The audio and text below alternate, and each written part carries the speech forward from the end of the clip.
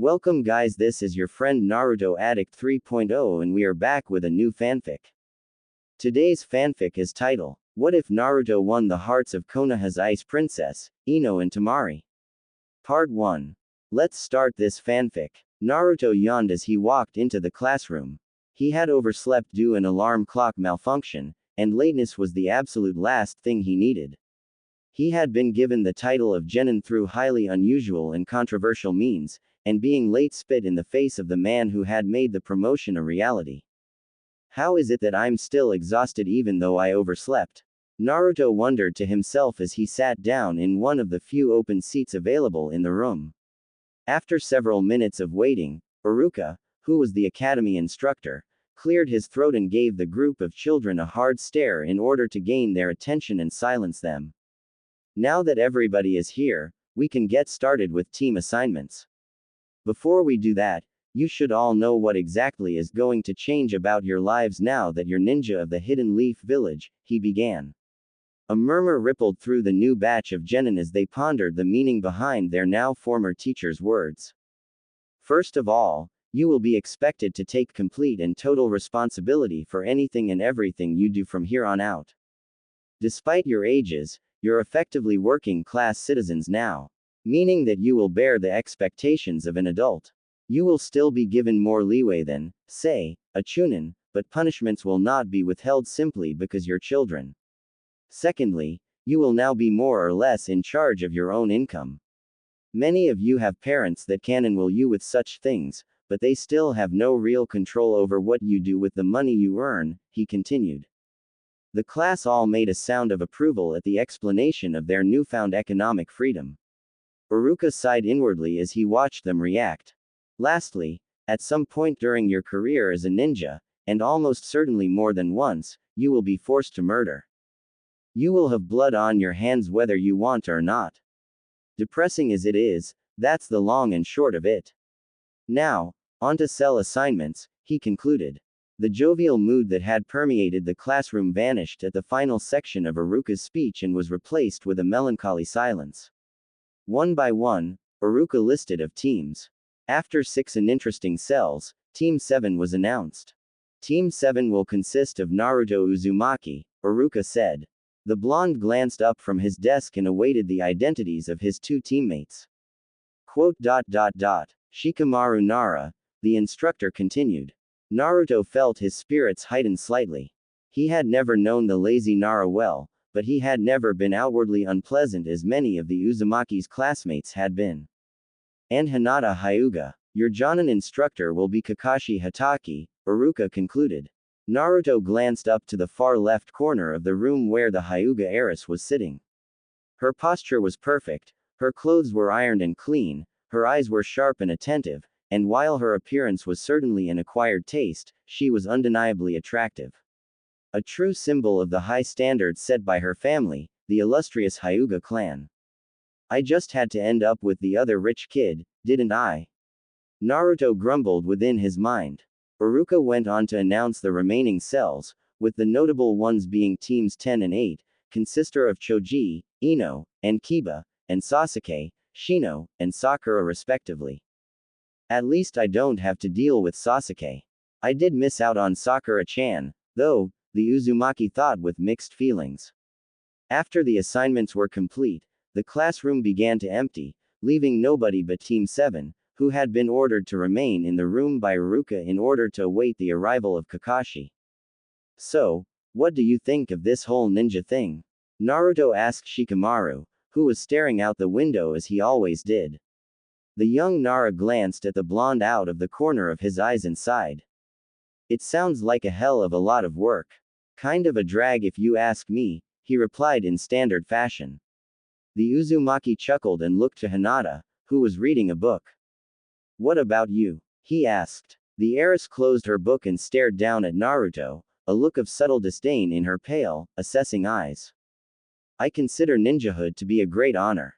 An opportunity to uphold my clan's reputation, if you will. Although, the circumstances and environment in which I will be forced to accomplish that goal in aren't exactly ideal, she said, never blinking as she stared at the blonde. Shikamaru made a noise of protest, easily deciphering the meaning of statement. Naruto furrowed his eyebrows and frowned. What's that supposed to mean? He asked. Shikamaru opened his mouth to explain, but stopped when somebody walked into the classroom. Team 7 looked to the door of the room, where a man with silver hair and a covered eye stood.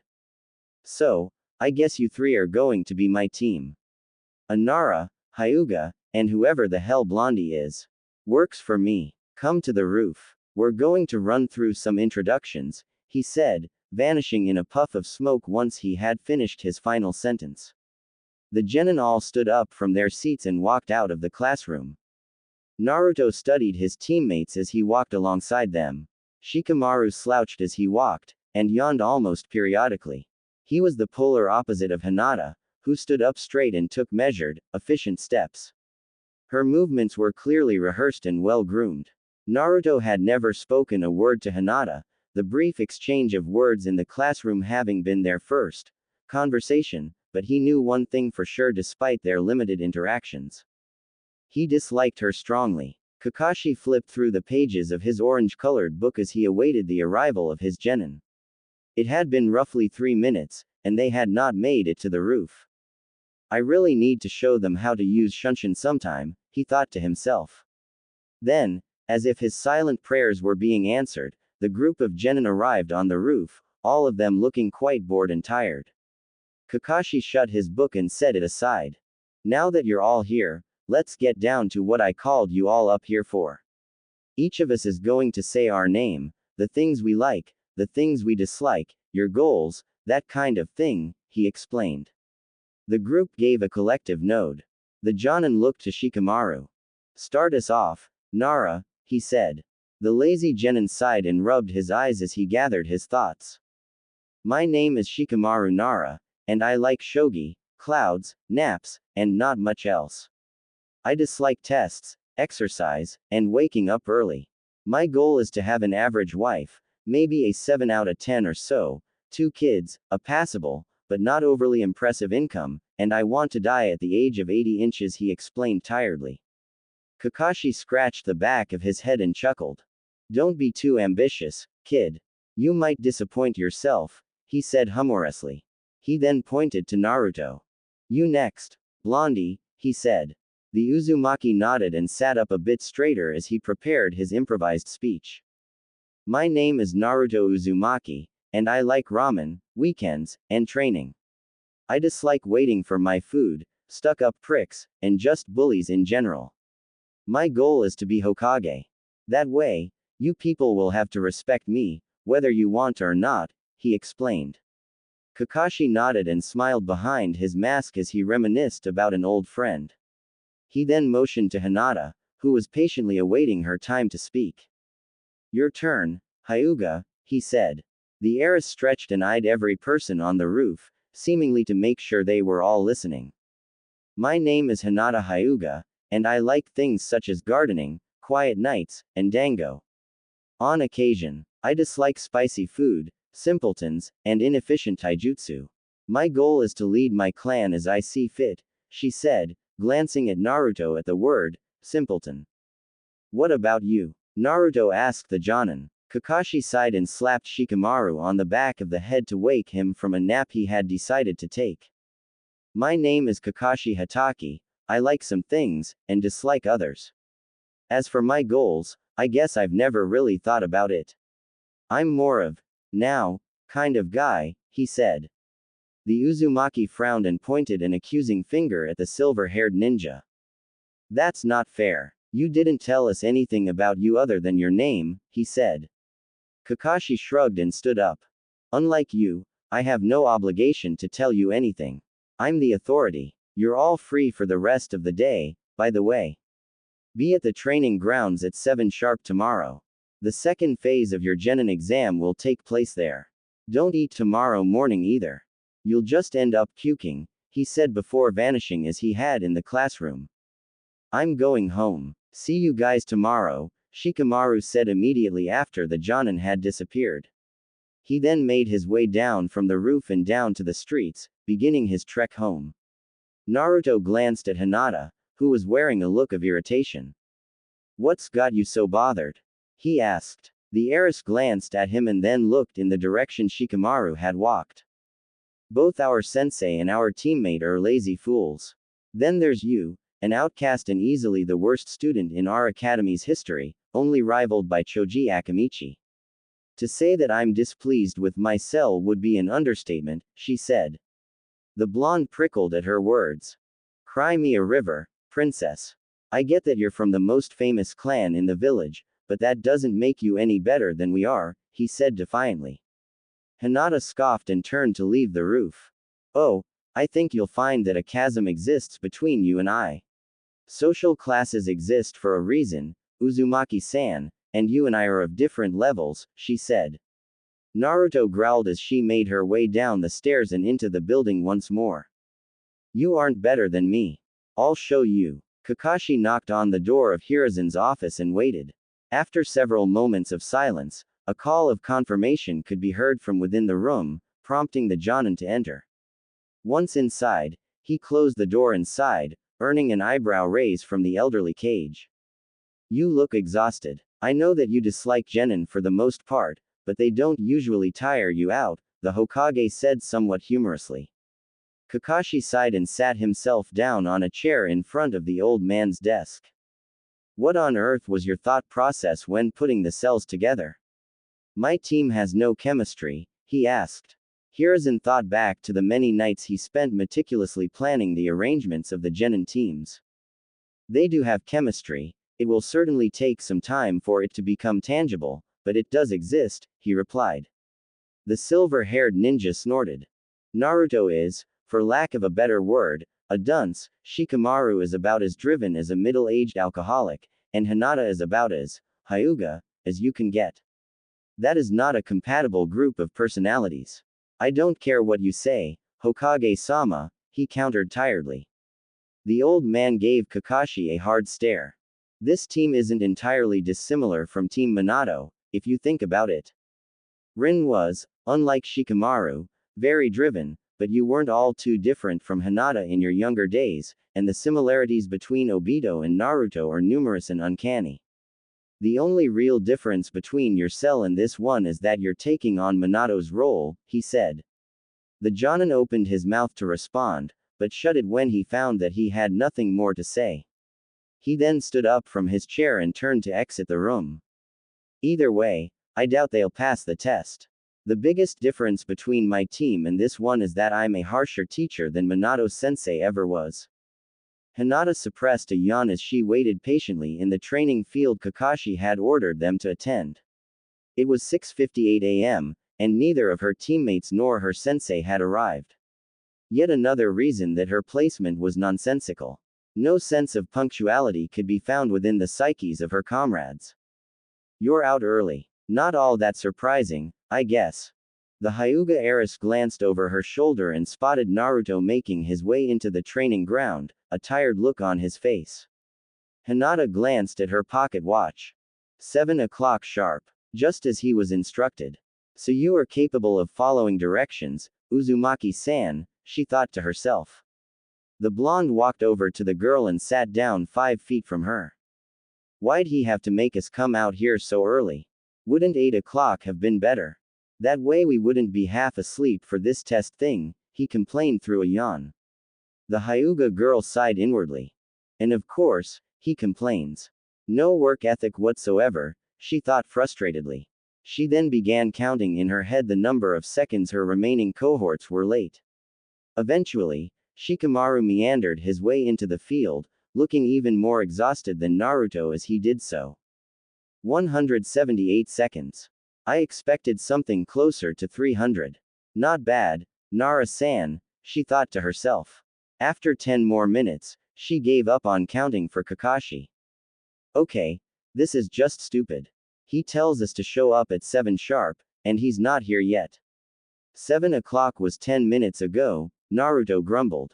Hinata, for the first time since Team 7's formation, agreed with the excitable genin. You would think that a jonin would be, at the very least, capable of being on time.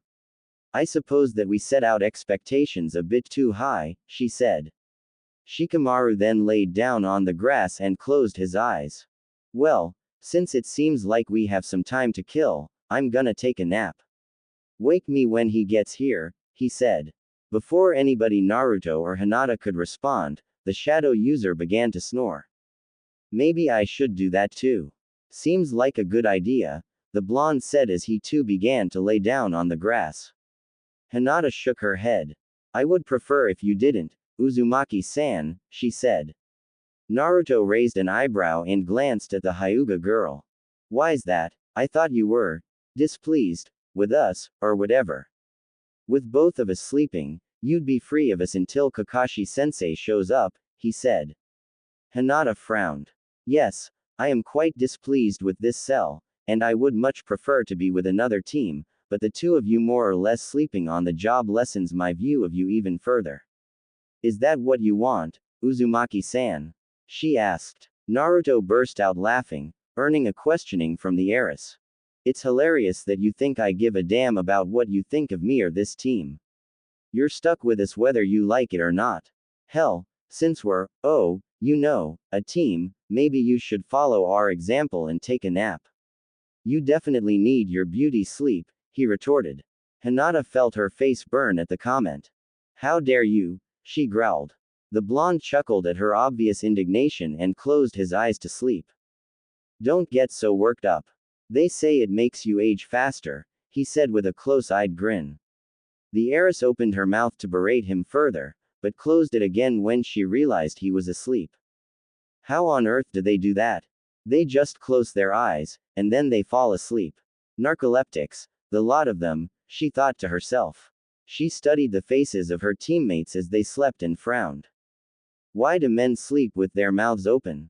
She wondered. Hinata, out of curiosity, activated her Byakugan to search for her behind schedule sensei. Be it due to the limits of her extended vision, or the extent to which Kakashi was late, she could not locate him. Just as she was about to deactivate her dojutsu, she spotted something unusual. Why is Uzumaki-san's stomach glowing? She wondered. She focused her gaze on the blonde's abdomen and frowned. While not visible to the average person's eye, one with a Byakugan would be remiss to not notice the bright mass of bound chakra centered in the boy's stomach. It looks to be a seal.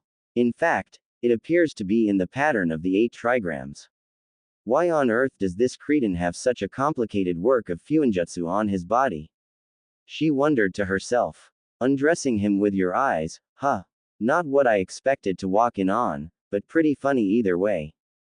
Hinata whipped around and saw Iruka sitting on a nearby rock, a look of amusement on his scarred face. She looked back to Naruto and snorted. Not in 1,000 years. And if I ever did, he should be honored. It's not every day a lowlife like him is examined by a high-class citizen, she said haughtily. Iruka chuckled and took a sip from a water canteen he had brought along. You might want to control your ego, Hinata. He's not as lowly as you seem to think he is. Neither is Shikamaru. I think you'll be surprised by how well they do during this test Kakashi has put together for you, he said. The Hyuga girl raised an eyebrow. What do you know about him? She asked skeptically, gesturing to Naruto. Her former instructor smiled as he thought back to the night of Naruto's promotion OT Genin. Much more than you do. I won't deny that his scores were abysmal. He was called dead last for a reason, but he's not an idiot, not really, he replied. Hinata deactivated her Byakugan and sat down on the ground. I'll be the judge of that. I've heard that Nara-san is actually quite intelligent, so I have high hopes for him as a teammate, but the same can't be said for my feelings regarding Uzumaki-san, she said. Iruka sighed and stood up from the rock he was sitting on, turning to leave the training ground. Don't judge a book by its cover, Hinata. I think you'll find that you've been given a good pair of teammates, he said before disappearing into a puff of smoke. The heiress shook her head and sighed. She glanced back at Naruto, whose mouth was still open as he slept. You somehow find ways to be irritating even while you're asleep, Uzumaki-san. Color me impressed, she thought to herself. She then reached forward and pressed the bottom of the blonde's chin upward, closing his mouth. The heiress infused a bit of chakra into his jaw to ensure his mouth stayed closed. She smiled triumphantly when his jaw stayed locked. That takes care of that. Kakashi rubbed his exposed eye as he entered the training grounds. He was nearly an hour late, but he had an excuse prepared, as he always did. Once he was fully within the field, his team became visible. All three were awake, with Naruto rubbing his jaw for whatever reason, and Shikamaru looking as exhausted as he always did. Hinata, as per usual, was waiting attentively. Yo. Sorry for the long wait. I ran into an old buddy of mine who needed help cleaning out his rain gutters, he lied. Based upon the looks on the faces of his genin, none of them believed his story. Now that we're all here, I'll explain your test. This will be the true genin exam, so you'd better pay attention, he said. All three children, Hinata included, gave him a look of confusion and disbelief. What? I thought we became genin when we performed the clone jutsu, Shikamaru said. Kakashi shook his head, feeling a limited degree of sympathy for the group. That test was simply an entrance exam. You gained the right to attempt to become genin. You still have one more test, he explained. Hinata then motioned for him to continue. The Jonin produced a pair of bells and presented them to the group. You're going to be trying to take these bells from me. Capturing a bell ensures your position on this team, he explained. Naruto furrowed his eyebrows. But there are only 2 bell. There are 3 of us, he pointed out. The silver-haired ninja shrugged and attached the bells to his belt. I guess you'll just have to work extra hard if you want to be a ninja. There are 27 graduates this year, and, based on previous years, only 9 of them will pass their true exam.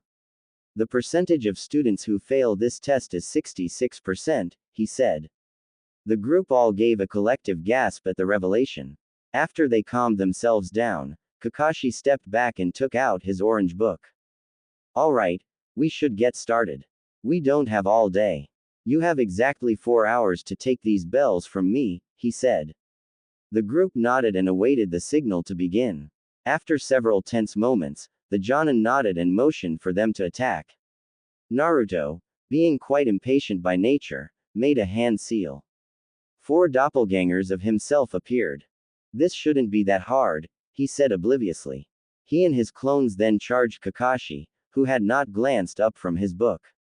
As the multiple copies Naruto reached him, the silver-haired ninja effortlessly dodged their attacks, destroying 2 of the 4 in a single motion that was too fast for the blonde to detect with his eyes. Shadow clones. That's impressive. Most Chunin can't use that technique, Kakashi complimented as he casually maneuvered around Naruto and his clones. Why the hell are you reading a book during a fist fight? The excitable genin demanded as he was matadored time and time again. Kakashi responded by destroying the remaining pair of clones with a single shuriken. Because I can do both. Multitasking is an important skill, he said as he turned a page. Naruto growled and swung a right-handed punch at his teacher's head. Kakashi leaned back, causing the punch to miss by inches. He then countered with a hard, rising knee to the genin's jaw, buckling his legs and sending him reeling back. Surprisingly, Kakashi did pursue the stunned boy, instead opting to continue reading his book. It was unwise to attack him so recklessly, Uzumaki-san. Although, your ability to use the shadow clone jutsu will certainly be useful, Hinata said as Naruto climbed to his feet. She then stepped forward. I would like to try my hand at fighting him, she said, assuming her stance as she spoke. Shikamaru raised an eyebrow. Are you sure that's a good idea? Sounds detrimental to your health if you ask me, he said. The heiress smirked and charged forward at Kakashi. The Jonin glanced up from his book and sidestepped her charge. To his surprise, the Hyuga girl pivoted and adjusted her trajectory. She launched a palm strike at his chest, forcing him to evade. I can't afford to read with this one, it seems, Kakashi thought to himself. He closed his book and focused on Hinata. He stood his ground as she approached and pulled his head to the left, allowing a palm strike to whiz past his face. He intercepted her forward movement with a short punch to her nose that she ran face first into. Hinata froze in place upon absorbing the strike, allowing the silver-haired ninja to follow up with a kick to her chest that launched her back toward her teammates. She crashed into Naruto, sending them both to the ground. He reached for his book, but found that he no longer had control of his body. I honestly can't believe that worked. Kakashi glanced over his shoulder and sighed. Shikamaru had made his way behind him during his scuffle with Hinata and connected his shadow to the Jonins. The lazy genin slowly made his way to Kakashi, forcing the silver-haired ninja to walk towards him as well. Once they were within arm's length of one another, Shikamaru reached for the bells. Before he could touch them, however, his arm was seized by Kakashi. That was clever. I'm impressed, Shikamaru. The one thing you failed to consider, though, is that the shadow possession technique can be broken if the difference in strength between the victim and caster is large enough, the Jonin said. He then spun the Nara around by his wrists and threw him at his teammates. Unlike Hinata, Shikamaru was caught by Naruto and set down without slamming into the hard field ground. You almost had him, Shikamaru. If she and I can keep him occupied, we can take those bells, Naruto said as the shadow user dusted himself off. I doubt the same tactic will work twice. This man is clearly adept and well versed as a combatant. Either way, the fact still stands that there are only 2 bells, meaning that one of us will be sent back to the academy regardless, Hinata said. Shikamaru thought for a moment, studying Kakashi carefully. I don't think the point of this test is to actually capture the bells. It's a bit more complex than that. There are no 3-man cells in this village. All of them are 4-man. There's literally no way for us to take those bells from him. Hinata is pretty clearly the best fighter here, and she got her handed to her. He isn't even trying all that hard either, he said. The group all racked their brains. Teamwork. We have to work in tandem to show that we can function as a single unit on the battlefield, Hinata said. Naruto nodded in agreement. That sounds about right. I think we should still do what we can to try to get the bells, just to prove a point, he said. The team then discussed their plan of attack as Kakashi them. The Jonin smiled to himself as they assumed their stances and turned their attention to him. Looks like I've got a group of sharp ones.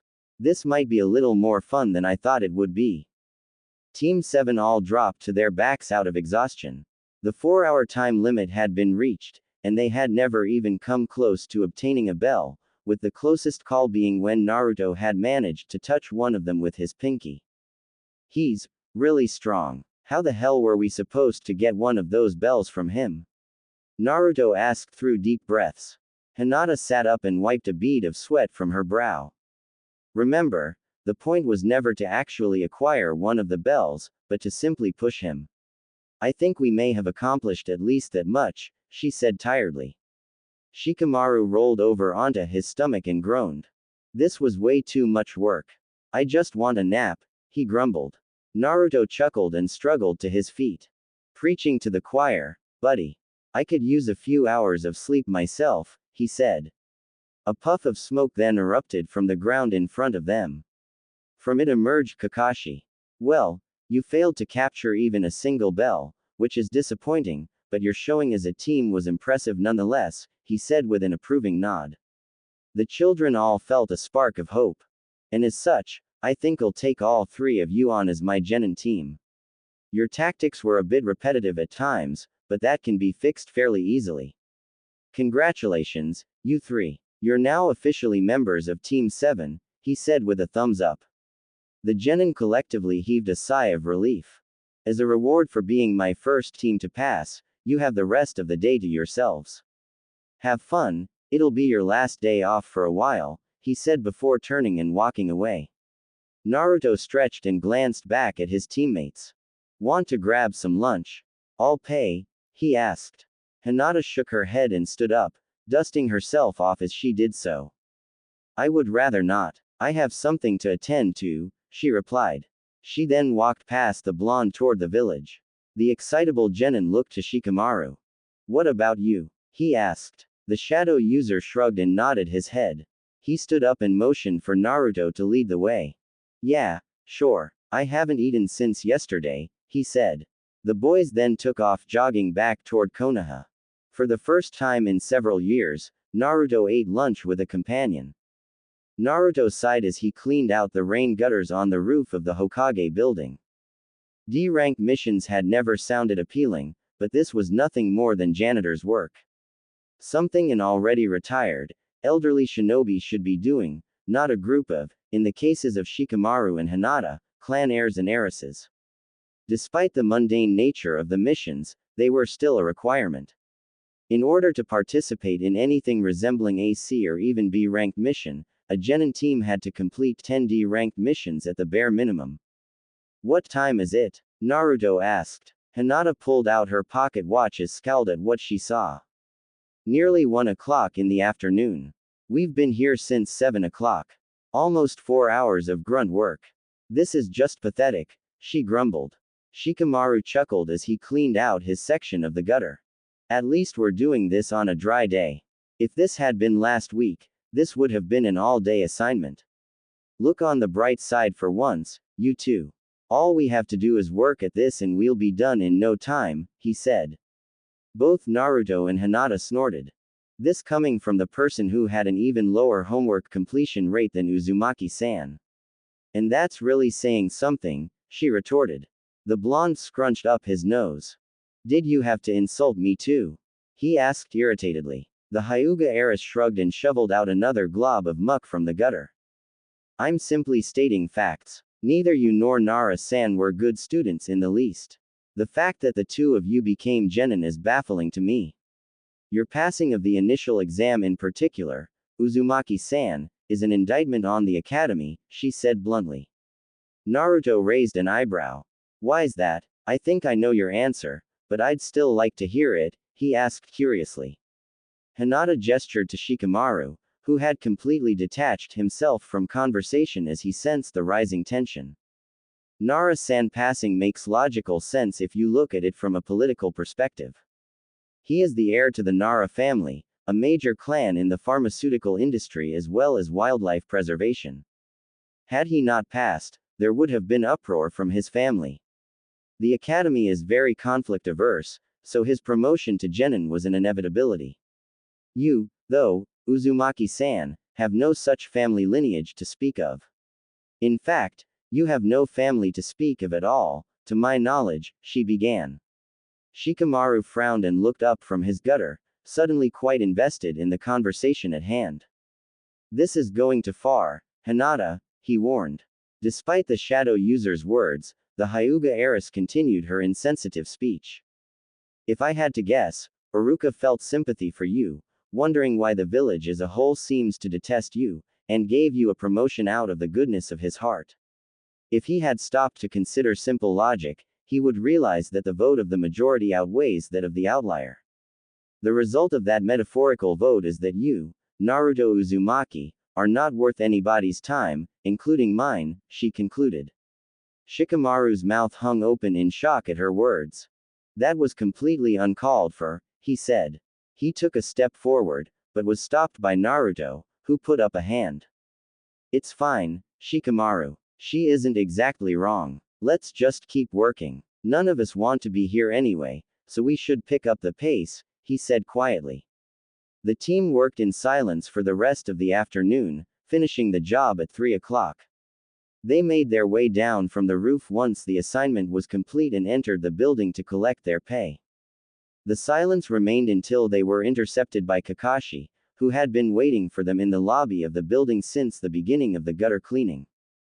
That took a little longer than I thought it would, but you finished before dark, meaning we probably have time to get in some light sparring, he said.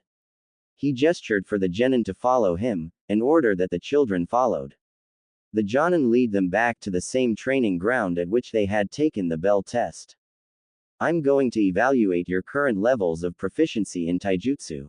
You'll each be sparring both of your teammates once. Naruto, you'll be sparring Shikamaru first, he ordered. The boys nodded and assumed their stances. You may begin whenever you like, Kakashi said. Naruto, as expected, lead the dance, charging forward with a flurry of punches and kicks. Shikamaru sighed and moved away from the blonde, allowing himself to only be grazed by 1 or 2 odd strikes.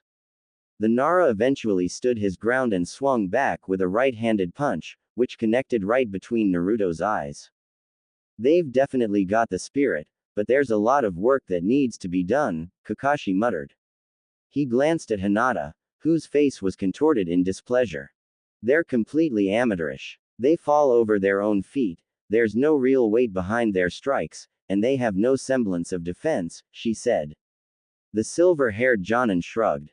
Neither one of them has been given formal training in taijutsu beyond what the academy taught them, and most of what you learn in the academy isn't applicable in the real world, he said.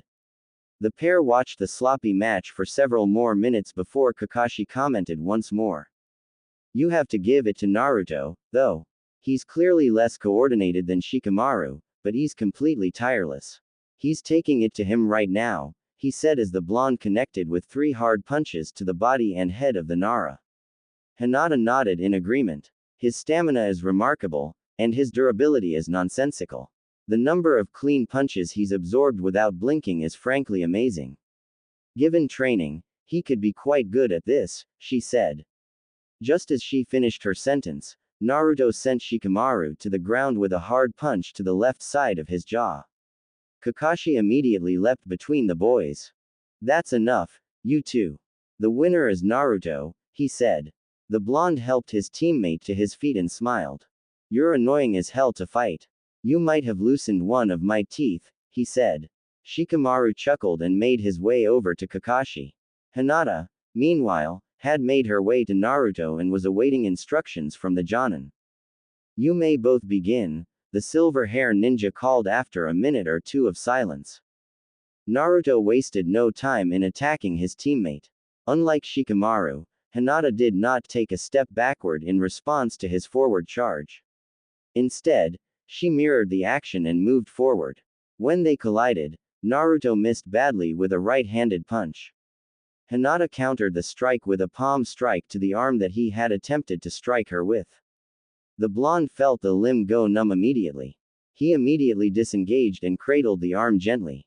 Okay, what the hell was that? He demanded. The Hyuga heiress responded to his question by pushing forward and striking him 3 more times, this time to his ribcage. Naruto coughed painfully, a bit of blood pooling in his mouth. Instead of cowering to the discomfort, he clenched his jaw and swung back, missing badly and absorbing a hard counter to the side of his face. She's carving him up. This is a mismatch, Shikamaru said as Hinata pummeled the excitable genin. Kakashi nodded and winced as Naruto was buckled by a kick to the right side of his neck. Her clan specializes in taijutsu, so there was never any chance of Naruto being competitive with her at this point, he said. Naruto was then knocked down 3 consecutive times, all with the same counter. Kakashi sighed and stepped in to halt the match. That's it. I've seen enough. The winner is Hinata, he said. The Hyuga girl offered no hand of assistance to her fallen teammate, instead opting to watch him struggle to his feet.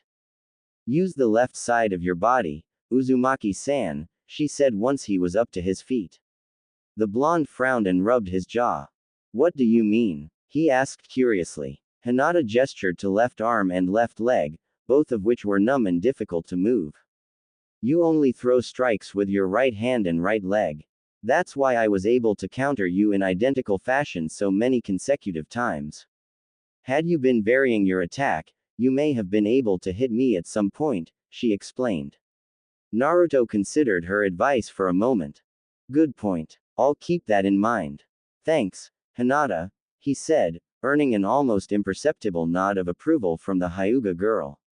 He hobbled over to Kakashi and Shikamaru, patting the shadow user on the back once he reached them.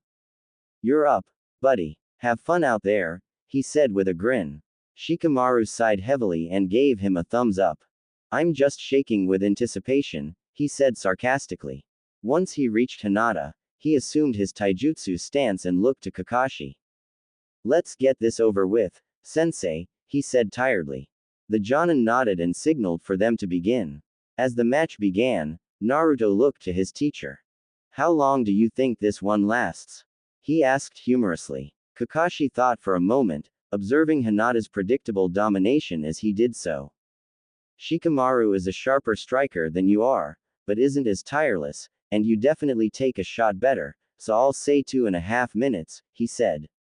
The pair observed the match to its conclusion, in which Hinata doubled the shadow user over with a kick to the ribs. 3 minutes. You weren't far off, Kakashi-sensei, Naruto said as the silver-haired ninja made his way towards Hinata and Shikamaru to halt the match. Once the genin were separated, Kakashi gathered the children together. You all show promise in a variety of ways, but you all need work. That includes you, Hinata. None of you are particularly good at minding your P's and Q's while you're attacking, and you're all somewhat one note with your strike selection. That can all be fixed in due time, so no worries, he said with a nod. He glanced at the dark sky and then back to his team. It's dark out now, so I suppose that's all we have time for. Meet me at the Hokage building at 8 o'clock tomorrow morning, he said before disappearing into a puff of smoke. Naruto sighed. Does he always have to just disappear at the end of the day? He muttered. His teammates both shared the sentiment, as they were both glaring at the place Kakashi had once stood. The blonde then began to walk back towards Konoha. I'm going home. See you guys tomorrow, he said with a wave. Shikamaru then followed suit, leaving Hinata alone in the field. She fixed her gaze on Naruto as he walked away. I suppose I have the time, she thought to herself. She dusted herself off and took a sip of water from her canteen. She then began to silently follow the blonde. Hinata rubbed her eyes as she trailed Naruto through Konoha. His trek home was apparently a long one, because it had been nearly 15 minutes since he and his undetected companion had left the training grounds, and they had not reached his home yet. The Hyuga girl's reasoning for following him stemmed entirely from curiosity. As she had pointed out during her speech to the blonde on the Hokage building roof, Naruto had no family to speak of, and no other legal guardian, meaning that he almost certainly lived alone. His living situation was likely not particularly good, but the prospect of a child living all by his lonesome still fascinated Hinata. After several more minutes of walking, they reached an apartment building and climbed a flight of stairs. The Hyuga heiress hid herself behind a corner as Naruto arrived at what she assumed to be his home. He turned the door knob and opened the door. Instead of making his way inside, he glanced over his shoulder and sighed. You can come out now, he called. Hinata felt her stomach drop. From the tone of his voice, he had been aware of her presence the entire time. The Hyuga girl slowly rounded the corner and presented herself to the blonde. You detected me. Good work, Uzumaki-san. You've surpassed my expectations, she said. Naruto studied her for a moment. Why are you here? Don't you have a curfew? He asked. Hinata nodded and glanced at her pocket watch. I do have a curfew, but my attendance record for family dinner's imperfect. One absence won't incur the wrath of my father, she said. The excitable genin nodded and leaned against the wall.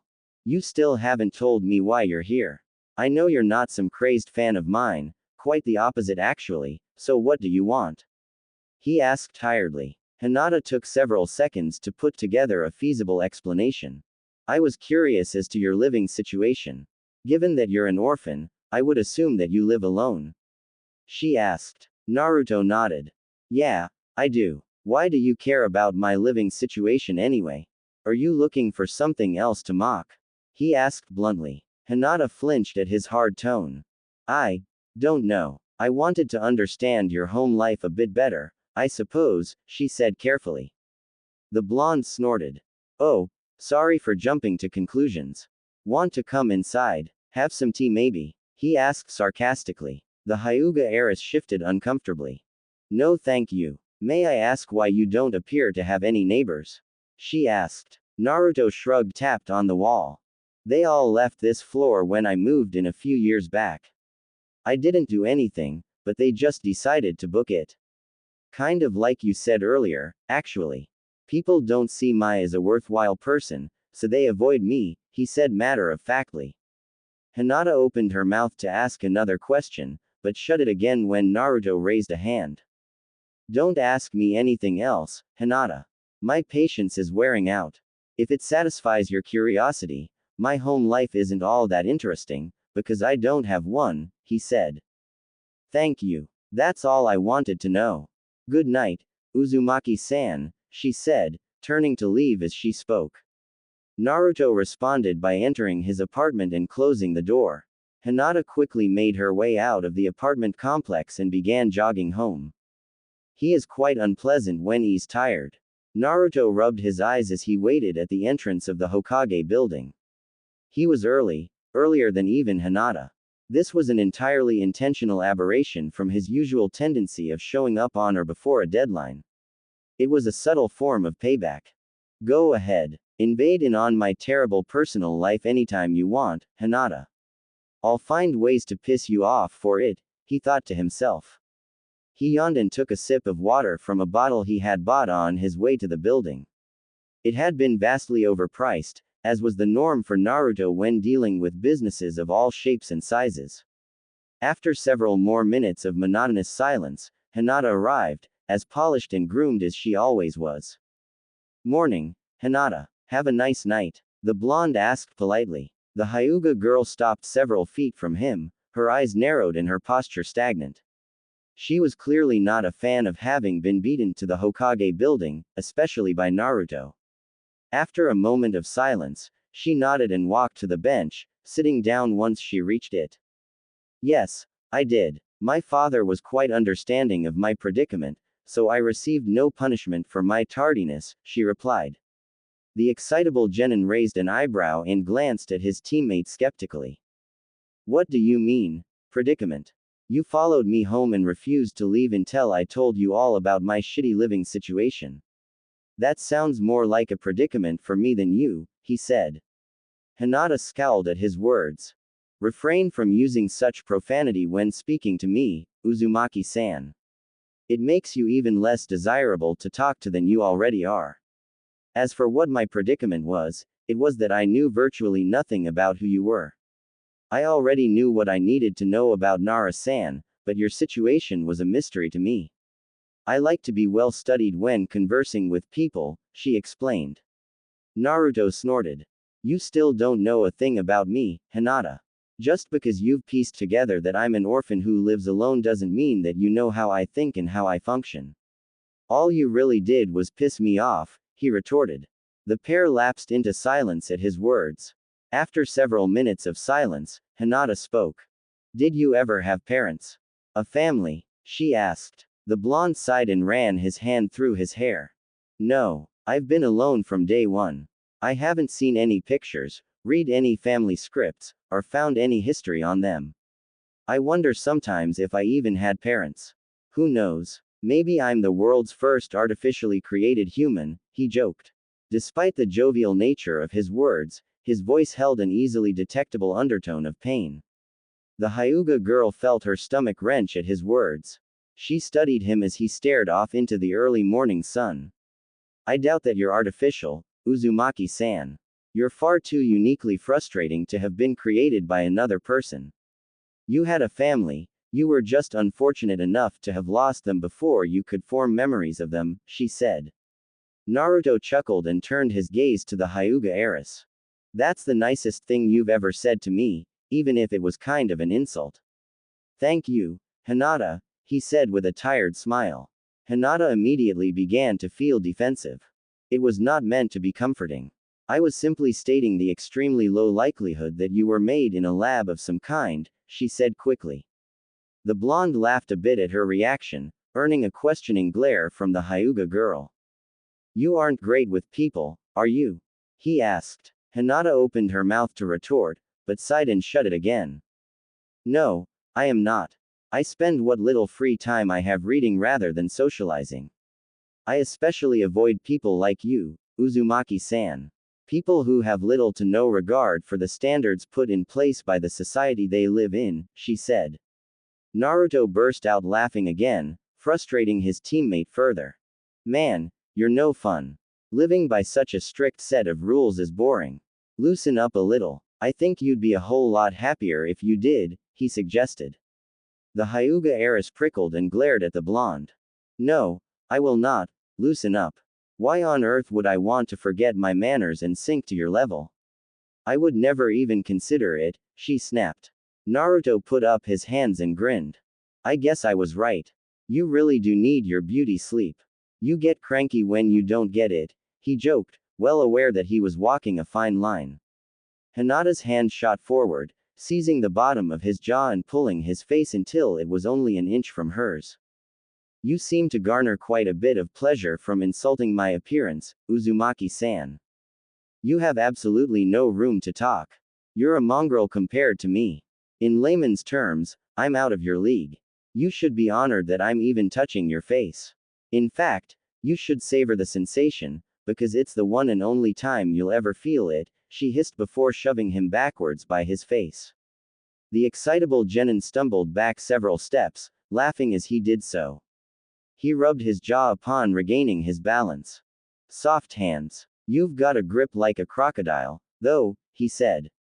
Hinata growled, but calmed herself down once more and sighed heavily. Why are you being so aggressively mocking today? She asked. Naruto's jovial demeanor vanished instantly and was replaced with a hard glare. I feel like I don't have much of a choice. When I'm rude, you snap at me and insult my lifestyle. When I try to be polite, you get defensive and insult me some more. If everything I do is going to piss you off, I might as well try to have some fun with you while I'm at it, he said. The Hyuga girl frowned. What do you gain from speaking to me at all? It seems like things would be easier for the both of us if we swore to silence, she asked. The blonde pointed to his forehead protector and shrugged. Whether you like it or not, we're teammates now. I would rather have something resembling a functional relationship with you than be at your throat. We're going to be fighting, and maybe even dying, together. Dying next to somebody I hate isn't a goal of mine. If you'll let me, I'm willing to at least try to be nice to you, he said. Hinata pursed her lips and exhaled through her nose.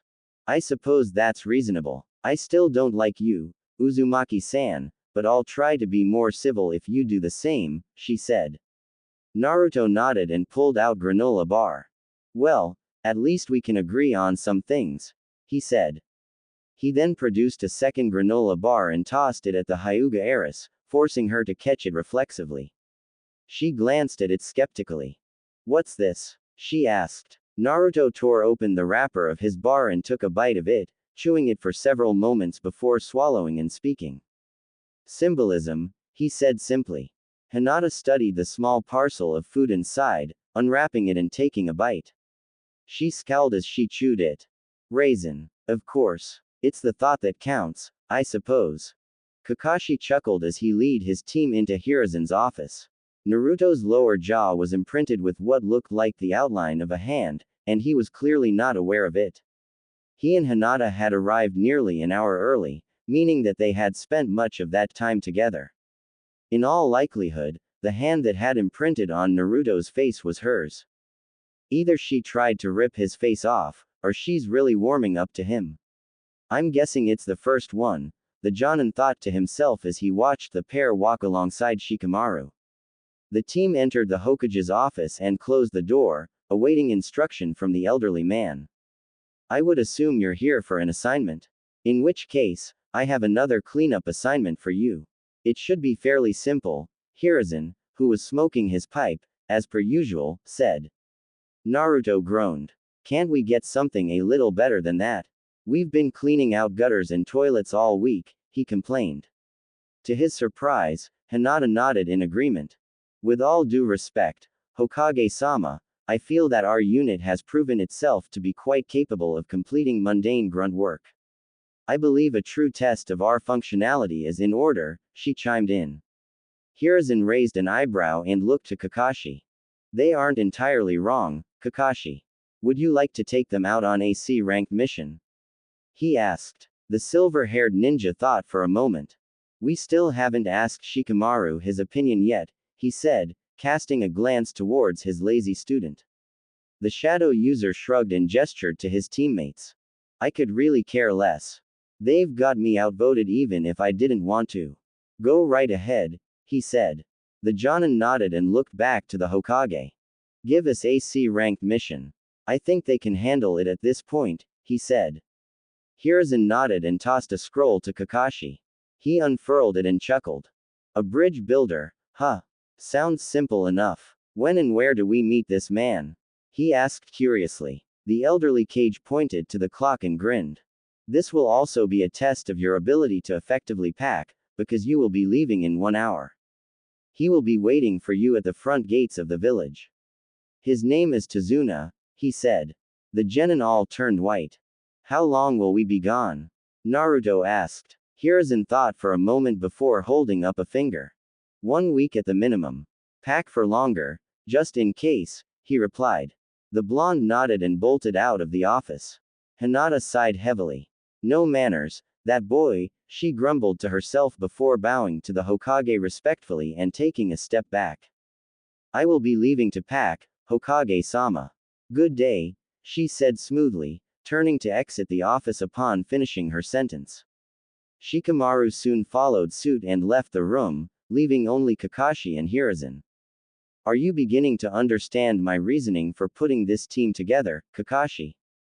The Hokage asked. The silver-haired ninja glanced out of the window of the office and watched his students walk down the streets of the village. Naruto and Shikamaru get along fine, but Hinata detests Naruto with a passion. They routinely get into it over small things, and she said some cruel things to him. I don't like the way their personalities mesh, he said honestly. The old man took a drag from his pipe and smiled. Those scuffles are precisely why I assigned them to be in a cell together. Hinata is supremely talented, but she has something of a superiority complex, and she's a social infant in many regards. Naruto has a way of beating humility into people just by being unshakable. Naruto can also learn a thing or two about punctuality and etiquette from Hinata, he explained. Kakashi nodded and turned to leave. Did you know that Hinata followed Naruto home last night? The old man called out. The Jonin raised an eyebrow and turned back around. No, I didn't. This sounds like quite the story. Would you mind telling it? He asked. Hiruzen chuckled and pulled out his crystal ball from underneath his desk. First and foremost, I tend to keep an eye on Naruto if he's out and about at night, for obvious reasons. Last night, he was trailed from the training ground by Hinata all the way until he reached his apartment. He was aware of her presence nearly the entire time, but chose to wait until reaching his doorstep to acknowledge her presence, he began. The silver-haired ninja nodded and motioned for him to continue. Hinata had followed him in order to gain a clearer idea about his living situation. Naruto became angry when she told him this, perceiving it as an attack on his status as an orphan. Primarily because Hinata had made a scathing remark regarding his position as the village pariah earlier that day. They conversed for several minutes about his lack of a home life, going their separate ways after several minutes, he said. Kakashi nodded once more. That was quite insensitive of her. She seems to only see things objectively, he said. The Hokage chuckled and relit his pipe. Quite so. They had a much less negative conversation outside of the Hokage building this morning, but even then, Hinata took a joke much too seriously and marked up Naruto's face. Their relationship isn't good as of yet, but I'm feeling optimistic as to its direction, he said. The Jonin snorted. Why's that? At this rate, she'll cripple Naruto before the mission even begins, he said. Hiruzen smiled in reminiscing fashion. They remind me strongly of Minato and Kushina, he said. Kakashi laughed out loud at the statement. Oh please, they're nothing like them. Naruto is a little like Sensei was in his youth, but Hinata and Kushina are nothing alike, he said. The Hokage shook his head. It's a stretch, I'll give you that. Hinata is much calmer than Kushina was on a moment-by-moment basis, but she has a comparable temper, and she also has a similar tendency to resort to forms of physical violence when angered. Although, Hinata's methods are much more picturesque, he said. The silver-haired ninja thought for a moment before shrugging and turning to leave once more. I guess I can see it, but don't get your hopes up. I personally think they're more likely to kill each other than start a family, he said. He then exited the office and closed the door behind him. Hiruzen smiled to himself and glanced down at his crystal ball. What he saw was more than a bit concerning. Naruto, who looked quite terrified, and Hiashi Hyuga having a conversation in the middle of the street. Naruto felt a bead of nervous sweat trickle down his forehead as he was assessed by the head of the illustrious Hyuga clan. He was tall, had long brown, and wore a cold glare that was identical to Hinata's. Like father, like daughter, I guess. Maybe it's the eyes, the blonde thought nervously as he squirmed under the man's gaze. After several more moments of tense silence, Hiyashi spoke for the first time. Good morning, Uzumaki-san. I trust that your missions have been successful as of late. He asked. Naruto nodded and sighed. Yeah, they've been pretty simple. Just a whole bunch of D-rank missions. All we've really been doing is cleaning out people's gutters and carrying things.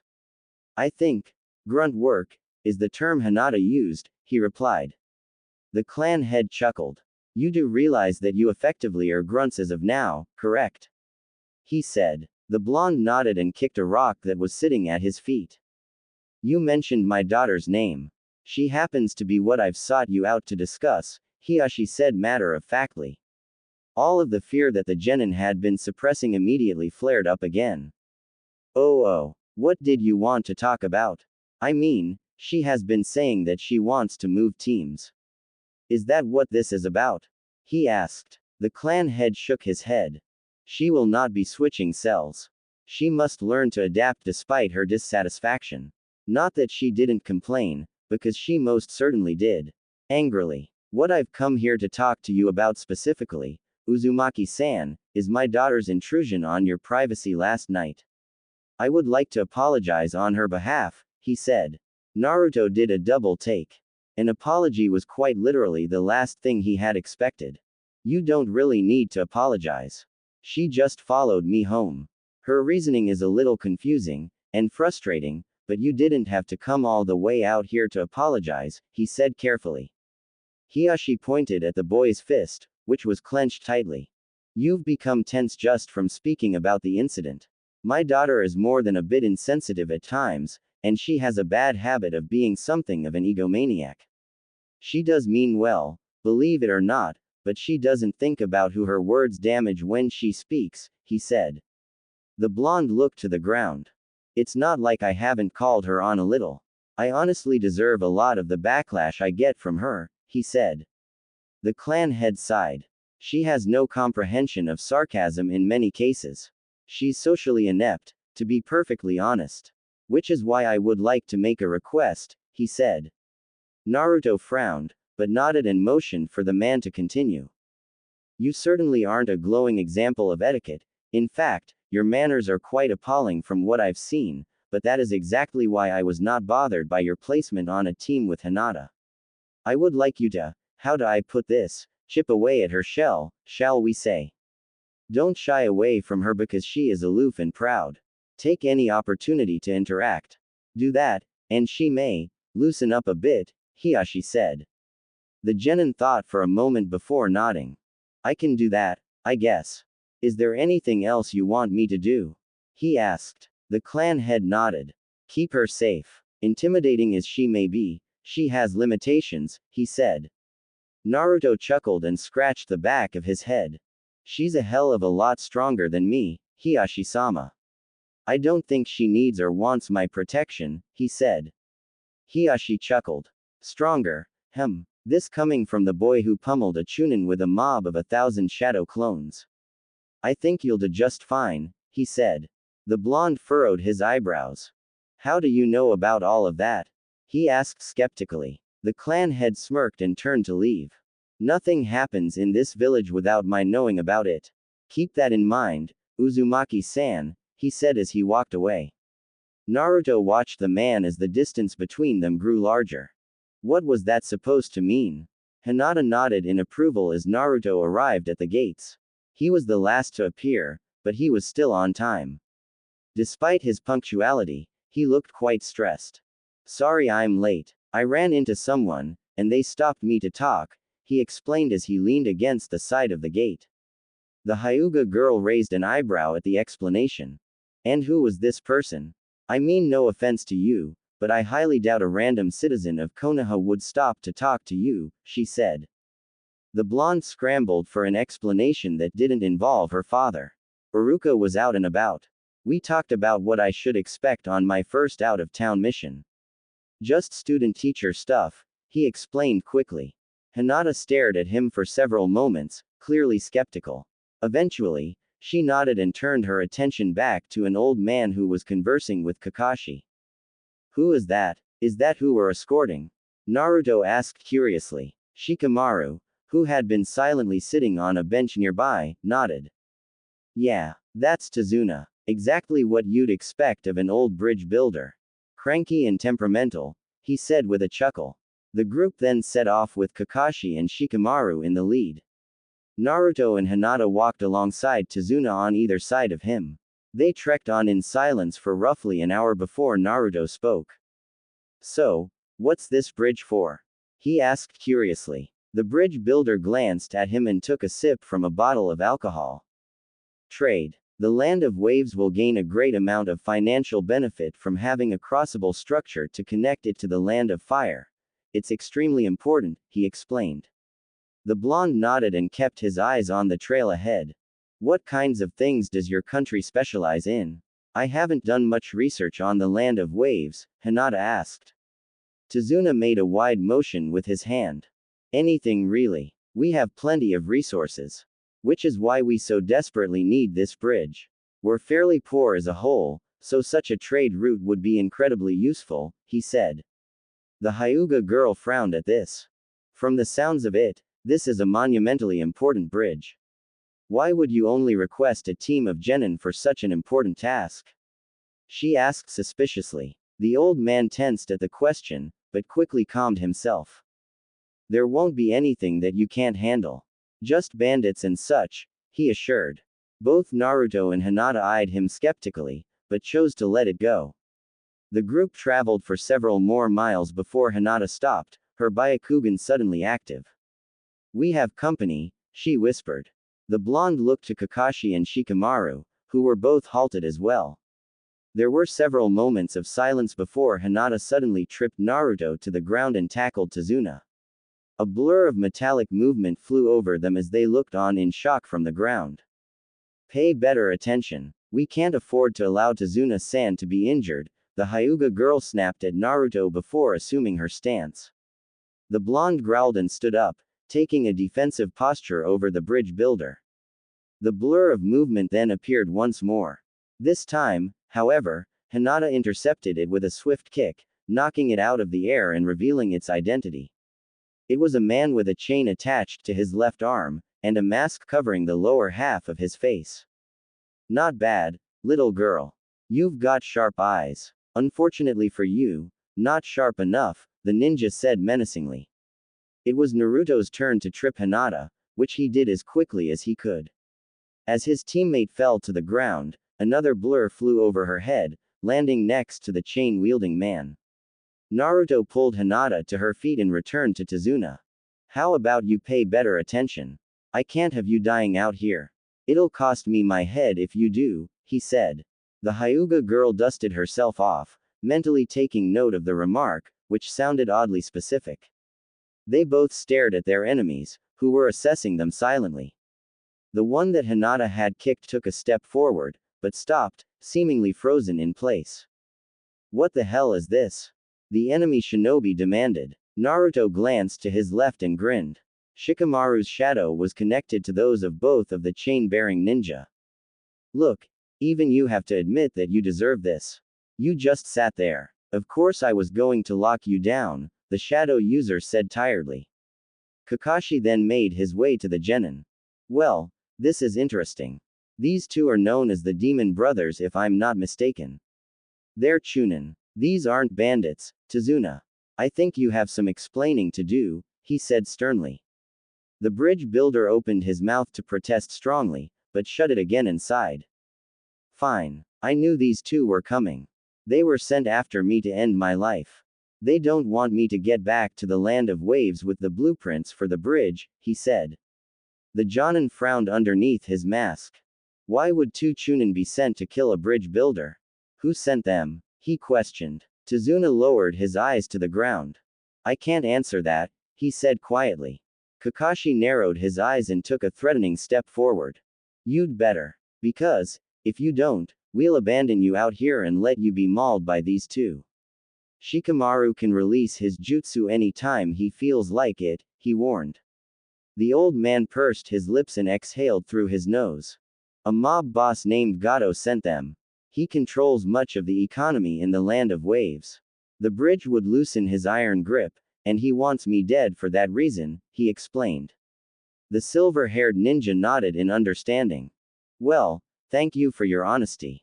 Unfortunately, those details automatically upgrade this mission from C rank to A rank. Far too much for my genin to handle. You're on your own now, he said. Tezuna's head snapped up. Please, don't leave me out here. My people need this bridge. He begged. Kakashi shrugged and motioned for his genin to follow him in the opposite direction. That isn't a concern of mine at this point, he replied. To the Jonin's surprise, Naruto, Hinata, and Shikamaru refused to follow him. Hurry up, you three. We don't have all day, he called to them. The blonde shook his head and motioned for his sensei to come back. Look, we've already made it this far, so why don't we just finish the job? It's almost dark anyway, so we should at least sleep on this, he said. Kakashi raised an eyebrow and glanced at the other genin, who nodded. This mission is far beyond your capabilities. Are you sure you actually want to do this? Answer carefully, your lives may depend on it. Literally, he asked. Shikamaru yawned and shrugged. It'd be a hell of a lot more troublesome to run all the way back to Konoha than to just keep doing what we were doing. Let's give this a shot, he said. The silver-haired ninja thought for a moment before finally caving to the combined pressure of his genin's stares. Fine, we can try this. Don't say I didn't warn you, though, he said. Tezuna sighed in relief and allowed Kakashi to lead he and the children down the route for another hour. After the hour had passed, it was pitch dark, prompting the party to set up camp. Although it was quite unusual, Team 7 had certainly taken a step up from D-ranked missions. A much on than was perhaps recommendable. Hinata rubbed her eyes and sat up in her tent. She glanced out of its flap and sighed frustratedly. It was the middle of the night, and it was pitch black. How irritating. I need to be sleeping. We wake at dawn, she thought to herself frustratedly. She laid flat on her back for several more minutes before giving up and exiting her tent. To her surprise, there was a small fire burning roughly 50 feet from the camp, with a single person sitting beside it. The person's identity wasn't clear from her current position, prompting the Hyuga girl to quietly make her way toward the fire. Once she reached it, who was sitting beside it became clear. Uzumaki-san, what are you doing awake at this hour? She asked. Naruto glanced over his shoulder at her and shrugged. I can't sleep. I tried for a few hours, but I gave up after a little while. It's a little chilly, so I made this fire.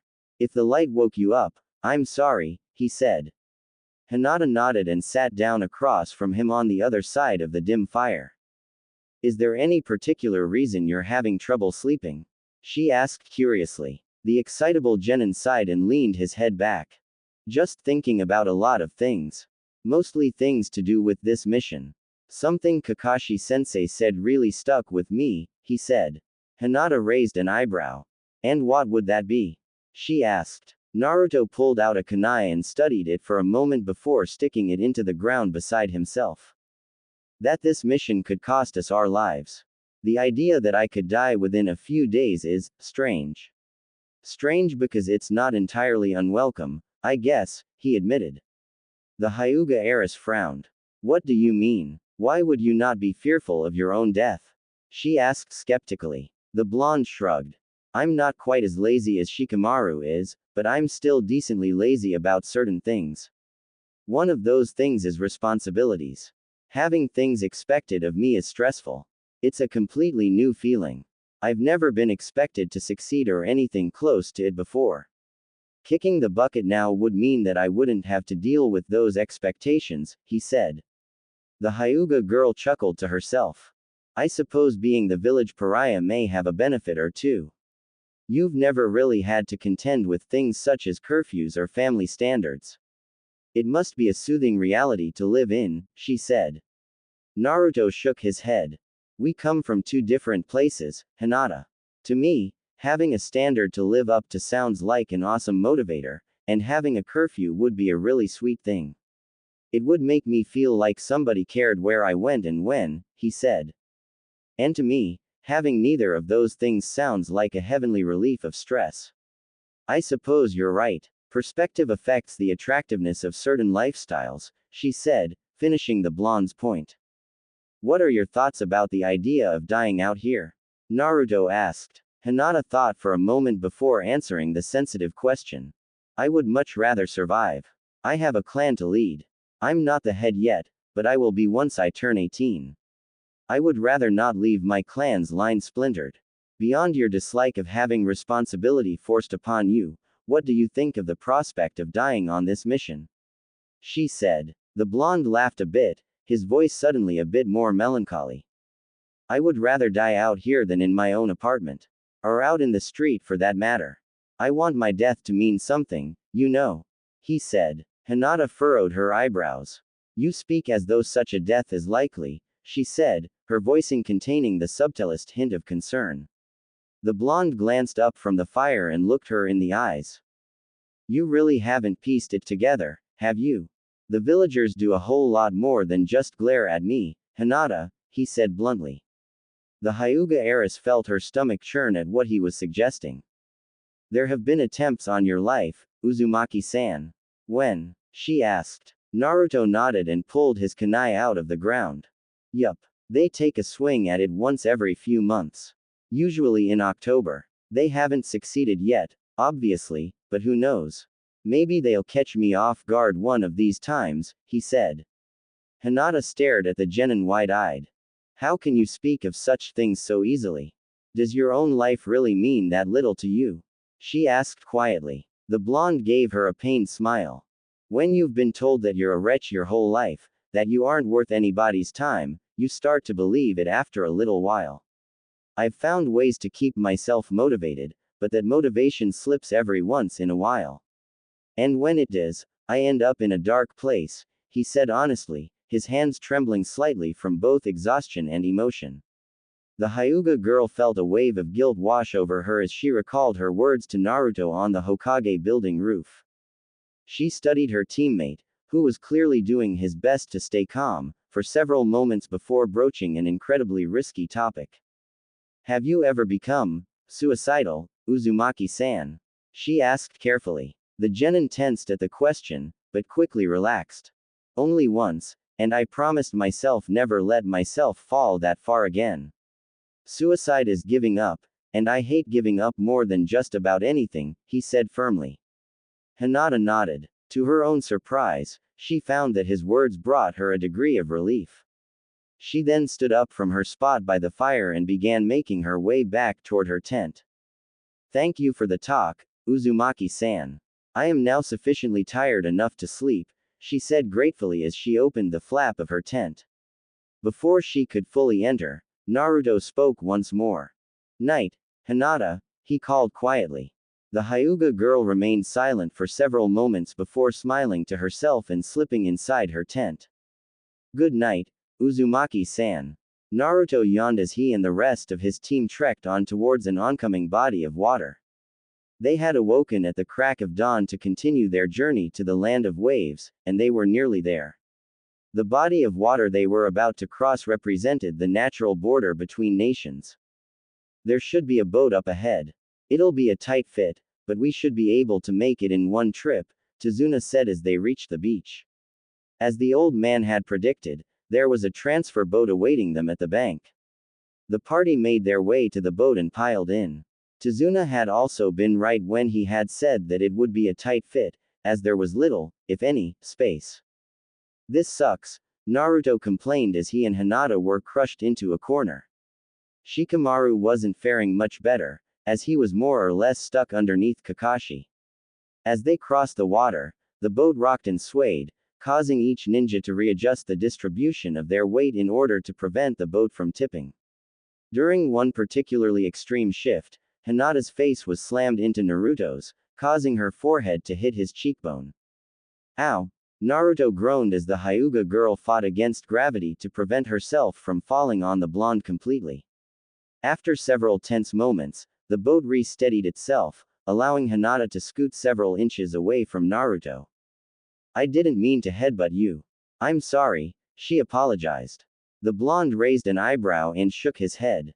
It's fine. I just wish you didn't have such a hard head, he replied. The Hyuga heiress glared at him, but calmed herself. If only you weren't so physically fragile, then the density of my skull wouldn't be an issue, she countered, her tone uncharacteristically teasing. Naruto grinned and poked her on the forehead, causing her to flinch. From the looks of it, you got bruised worse than me. If anybody's fragile, it's you, Hinata, he said. The Hyuga heiress responded by poking him in the ribs, infusing a bit of chakra into them. The excitable genin yelped as his body was jolted with foreign energy. He rubbed his ribcage and glanced up at Hinata, who was covering her mouth and giggling. Forgive me for laughing, but that was quite funny, she said through her laughs. Naruto chuckled and settled back into place as the boat approached the land of waves. I didn't know you were even capable of laughing, so I guess I don't mind, he replied. The Hyuga girl frowned and looked out over the water before looking back to Naruto. Of course I can laugh. I simply have standards when it comes to humor, unlike you, she retorted haughtily. The blonde sighed heavily. Right back to being a bitch. Go figure, he thought to himself as the boat entered a swath of thick mist. Kakashi, who had been watching Naruto and Hinata bicker with great amusement, frowned at the arrival of the fog. This mist isn't natural. Be on guard, he warned his team. The genin all nodded and alerted themselves. The boat soon reached land, prompting Team 7 and Tazuna to tentatively exit. Once they were fully grounded, they began to walk straight ahead. For several moments, there was peace. That peace was shattered when an enormous butcher's knife came flying through the air, barely missing decapitating Shikamaru. We have company. Surround Tazuna and don't move, Kakashi ordered. The genin did as they were told and formed a defensive triangle around the bridge builder. Hinata activated her Byakugan and surveyed the area around them. She gasped and looked to Kakashi. 2 o'clock, Kakashi-sensei.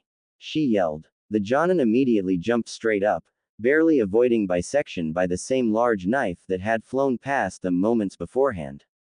Kakashi then threw a kunai in a seemingly random direction. The small projectile was then audibly deflected, giving the silver-haired ninja all the information he needed to determine his adversary's location. Kakashi weaved several hand seals and reared his head back. The genin suddenly felt the air temperature shift as their sensei prepared a jutsu. Fire style. Fireball jutsu. The jonin yelled. A blast of orange flames erupted from his mouth and traveled east, clearing away much of the mist and igniting the ground. The figure that was revealed was horrifying.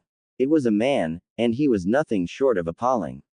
He was tall, had serrated teeth, and wielded the enormous knife that had been terrorizing Team 7. Well, this is unexpected. Of all the people I expected to encounter on this mission, you weren't one of them, Zabuza Momochi, Kakashi said. The man grinned underneath the bandages that covered the lower half of his face. So you know my name. I see that my reputation precedes me. I'm flattered, he said in a raspy, malicious voice. He then charged forward and swung his blade at the jonin, who produced a pair of kunai and blocked the strike. Sparks flew in all directions as the ninja clashed. Zabuza glanced at Naruto, Hinata, and Shikamaru as he strained against Kakashi. I see you brought children for me. How thoughtful of you, Kakashi the copy ninja, he said sadistically. He then kicked the silver-haired ninja in the chest and charged the genin. He swung his blade in a downward arc at them. All three combined their kunai and physical strength in order to block the strike. Despite the combined effort, the impact forced both Hinata and Shikamaru to their knees, leaving Naruto momentarily alone to defend himself. Seems like you've got the most horsepower of your group. Take that to the bank, kid. Because it's all you've got to be happy about right now, Zabuza said with a smirk. He then kicked the blonde underneath his chin, sending him flying backwards. Naruto crashed to the ground 20 feet away with a trail of blood dripping from his mouth due to a split lip. The mist ninja leapt into the air and raised his blade, preparing to cut the boy in half. Before he could bring his sword down on Naruto, Kakashi appeared between them and caught it between his palms. Your fight is with me, Zabuza. Keep them out of this, he warned. He pried the blade from the man's hands and tossed it up in the air. He then slammed a punch into the right side of Zabuza's jaw, causing him to take 3 steps back. The Jonin reached up and caught the man's sword, which he had tossed into the air. He pointed its tip at Zabuza and slowly reached to remove his forehead protector from his left eye. Zabuza scowled and made a hand seal. 2 copies of himself then appeared on either side of him. He grinned and looked back to Naruto, who had returned to Tazuna and his teammates. I think it's only fair that the brats get a workout too. Don't you agree, Kakashi? He asked rhetorically. He then sent his clones after the genin and charged Kakashi. Despite the warning they had been given by their sensei, the children were not prepared in the least for the battle that was to come. Hinata gritted her teeth as the water clones approached she and her teammates. They were at a monumental strength disadvantage, even against clones. She looked to Naruto, who was wiping blood from his lip. Uzumaki-san, make clones, as many as you can. We don't have anything resembling the strength to face this man, so we're going to use numbers instead, she said. Shikamaru, having heard about Naruto's beating of Mizuki from his father, raised an eyebrow. Are you sure you want him to do that? It might get a little crowded, he asked. Hinata frowned at this. I'm sure we'll have plenty of space, Nara-san. Now, Uzumaki-san, she began. Before she could finish her sentence, the battlefield was absolutely swamped with Naruto clones. There you go. That's as many as I can crank out, the blonde said proudly. The Hyuga heiress's mouth hung open in shock as she activated her Byakugan to scan the area. T-2000 clones. How in God's name is that possible? She said, dumbfounded by Naruto's incredible feat of chakra reserves. Shikamaru patted her on the shoulder and chuckled. Not as dumb as you thought, Hinata? He asked humorously. Hinata shook her head and regained her bearings. Don't speak as though this is unsurprising, Nara-san, she said defensively. They then turned their attention back to Zabuza's clones, who were tearing through Naruto's mob of doppelgangers. You stay here, Shikamaru. Your shadow jutsu will be a good thing to have when it comes to keeping Tazuna safe. Let Hinata and I do the fig thing, Naruto ordered. The Nara nodded and took a defensive stance in front of the bridge builder. The blonde then looked to Hinata and nodded. The pair then charged the water clones, wading through the ocean of Naruto's as they moved forward. After several seconds of travel, they reached the enemy clones. You take the one on the left. I'll take the one on the right, the blonde said. The Hyuga girl nodded and peeled off to her left. Naruto launched himself forward at the rightmost clones, throwing a left-handed punch at Zabuza's head. The doppelganger easily dodged the strike and countered with a hard punch to the left side of the blonde's jaw. Naruto stumbled a bit, but quickly regained his footing. He aggressively attacked the mist ninja again, with nearly 50 clones in tow. The water clones drew a kunai and began mowing through the clones 2 at a time. He eventually reached Naruto, stabbing him in the shoulder with a kunai and snapping his head back with a sharp punch. The blonde stumbled back and bumped into Hinata, who was being similarly dominated. This is rough. Even with this many clones, we can't touch them, he said. The Hyuga girl and glanced at his shoulder, frowning upon spotting his injury. You're hurt, Uzumaki-san, she said. Naruto shrugged and threw a volley of kunai at one of Zabuza's clones, all of which were deflected. It's nothing terrible. What you should be worrying about is how we get out of this situation, he said as their backs were pressed together. Both Zabuza clones were stalking them, closing their escape routes one by one. Hinata felt fear begin to grip her as the mist ninja grinned at her sadistically. Would you be willing to pass on my final words to my father if I die here? She asked her teammate. The blonde, to her surprise, shook his head. No, for 2 reasons. 1, you aren't going to die here, I'll make sure of that. And 2, if you die, I'll die. I would rather be killed by this jackass than your dad, he said. The Hyuga girl furrowed her eyebrows, but didn't open her mouth, as Zabuza was quickly closing in as he mowed through Naruto's clones. Just as the genin were about to be butchered by the water clones, they disappeared. Wait, what? Naruto asked no one in particular. He then made a hand seal and dispelled his clones, clearing the battlefield. Hinata focused her Byakugan and searched the area, eventually finding the answer to the question burning in both of their minds. It seems that Sensei has killed Zabuza, she said. The blonde grinned and glanced to Shikamaru and Tazuna, who were uninjured. Let's go join him, he said, motioning for Hinata to follow him. The Hyuga girl nodded and jogged after Naruto as he ran towards his teacher. As they approached, they noticed something strange. A figure wearing a mask was standing over the body of Zabuza, and appeared to be the one who had killed him.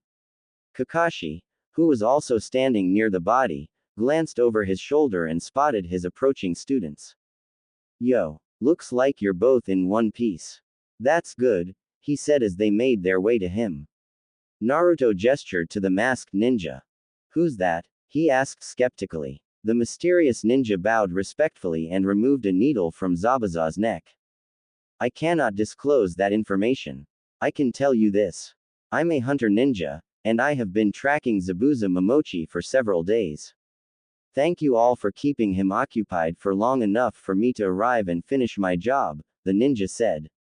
He then picked up the mist ninja's body and slung it over his shoulder.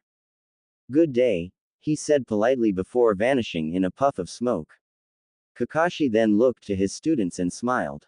So, what did you think of your first battle? He asked. Naruto shuddered and shook his head rapidly. It was terrible. That guy was way too strong for us, he said. The silver hair ninja chuckled and glanced at Hinata, who was scowling. What about you, Hinata? How did you feel about your first battle? He asked. The Hyuga girl gave him a concerned stare. Zabuza wasn't dead. His chakra system was still functioning, she said. Kakashi's eyes widened at the statement. Are you absolutely sure? He asked urgently. Hinata nodded and looked off in the direction she assumed that the masked ninja had gone. Yes, I am. We need to find a place to regroup. Our conflict with Zabuza Momochi is far from over, I fear, she said. You can all stay with my family. The group glanced to their left and saw Shikamaru and Tazuna approaching them. Once they reached the site of Zabuza's death, the bridge builder looked to Kakashi for an answer to his offer. What do you say? He asked. The Jonin nodded and motioned for the old man to lead the way. All right. Thank you for your hospitality, he said. Tazuna took the lead and signaled for the group to follow him. Team 7 began to walk after the bridge builder who, thankfully, was walking at a slow pace. The genin had survived their first battle, but they were far from safe. Naruto sighed heavily as a knock came at his door. He sat up in bed and lumbered over to the door, opening it slowly. Hinata, what are you doing here? Do you need a blanket or something? He asked. The Hyuga girl ignored his question and stepped into the room Tazuna had lent to Naruto, closing the door behind her. What did you mean when you said you would rather die to Zabuza than my father? To my knowledge, the two of you have never met, she asked. The blonde tensed at the question, mentally scrambling for a believable lie. In the end, he opted to be honest. He's the guy that stopped me to talk yesterday. That's the real reason I was a little late, he admitted. Hinata nodded. I assumed as much. What did he wish to speak to you about? She pressed. Naruto suddenly felt incredibly nervous. The information he was being forced to reveal was certain to anger his teammate, and their relationship was far from ideal as it was. He told me to protect you. He was worried about you, and he wanted me to make sure you survived the mission. He never actually threatened me, but I get a strong feeling that he'd hang me out to dry if you got hurt, he explained. The Hyuga girl scowled. Well, he certainly seems to be much more protective than he should be. I don't need protection, especially from you, Uzumaki-san. I'm perfectly capable of defending myself. Don't let his words go to your head. You wouldn't meet the requirements to be my bodyguard in the first place, she said bluntly. The blonde rubbed his eyes and nodded.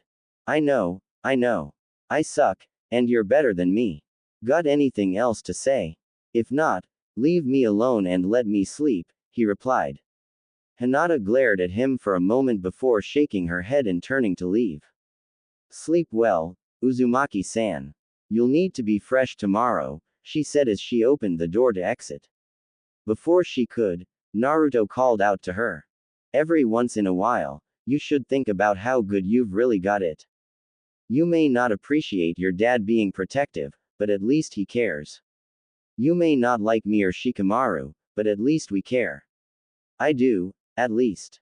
I'm not even sure why. I don't have any of those things, and I get the feeling Kakashi-sensei doesn't either. I don't have parents to worry about me, and you sure as hell don't give a damn about me. Be grateful for the people who care about you, Hinata. You never know when one of them will disappear, he said. The Hyuga girl stared at him over her shoulder for several moments before turning her back to him again. She exited the room quickly, seemingly out of irritation with his speech. Little did Naruto know, the emotion overwhelming the girl was not anger. It was guilt. Naruto wiped a bit of sweat from his brow as he stared up at the tree he had been climbing for the last 2 hours. Kakashi had sent Team 7 out into the nearby forest for a special form of training. As it turned out, it was possible to walk on vertical surfaces with the aid of one's chakra. By focusing said chakra into their feet, the genin could walk on nearly any surface, water included. Hinata was already capable of the technique, as she had been taught at a young age by her family. Shikamaru had not been taught, but he had grasped the technique incredibly quickly. Naruto, on the other hand, had not been so fortunate. His massive reserves of chakra made it immensely difficult to focus the correct amount of chakra into his feet. In most cases, he siphoned too much, which resulted in his launching from the tree. Here goes nothing, the blonde thought to himself as he took to unsteady steps up the side of the tree. To his surprise, this climbing of the tree went quite smoothly, with the genin reaching the second highest branch. He carefully latched onto the protrusion and made his way onto it. He looked down to the ground and chuckled nervously. He was nearly 70 feet from the forest floor, and a fall would be quite painful. From the look plastered on your face, heights aren't a favorite of yours. Naruto glanced to his left, where another tree was situated. Sitting on a branch at roughly the same height as the blonde was a fairly ambiguous-looking person. The person had long brown hair, somewhat feminine features, and the voice could have belonged to either gender. Before he could open his mouth, the stranger chuckled and spoke. Before you trip over yourself any more than you already have, I'm a boy. You aren't the first to struggle with that distinction, he said with a humorous smile. Naruto nodded and leaned back against the tree. He's a guy, and he's even prettier than Hinata. Not something I thought would ever cross my mind, he thought to himself. The genin then furrowed his eyebrows and studied the boy.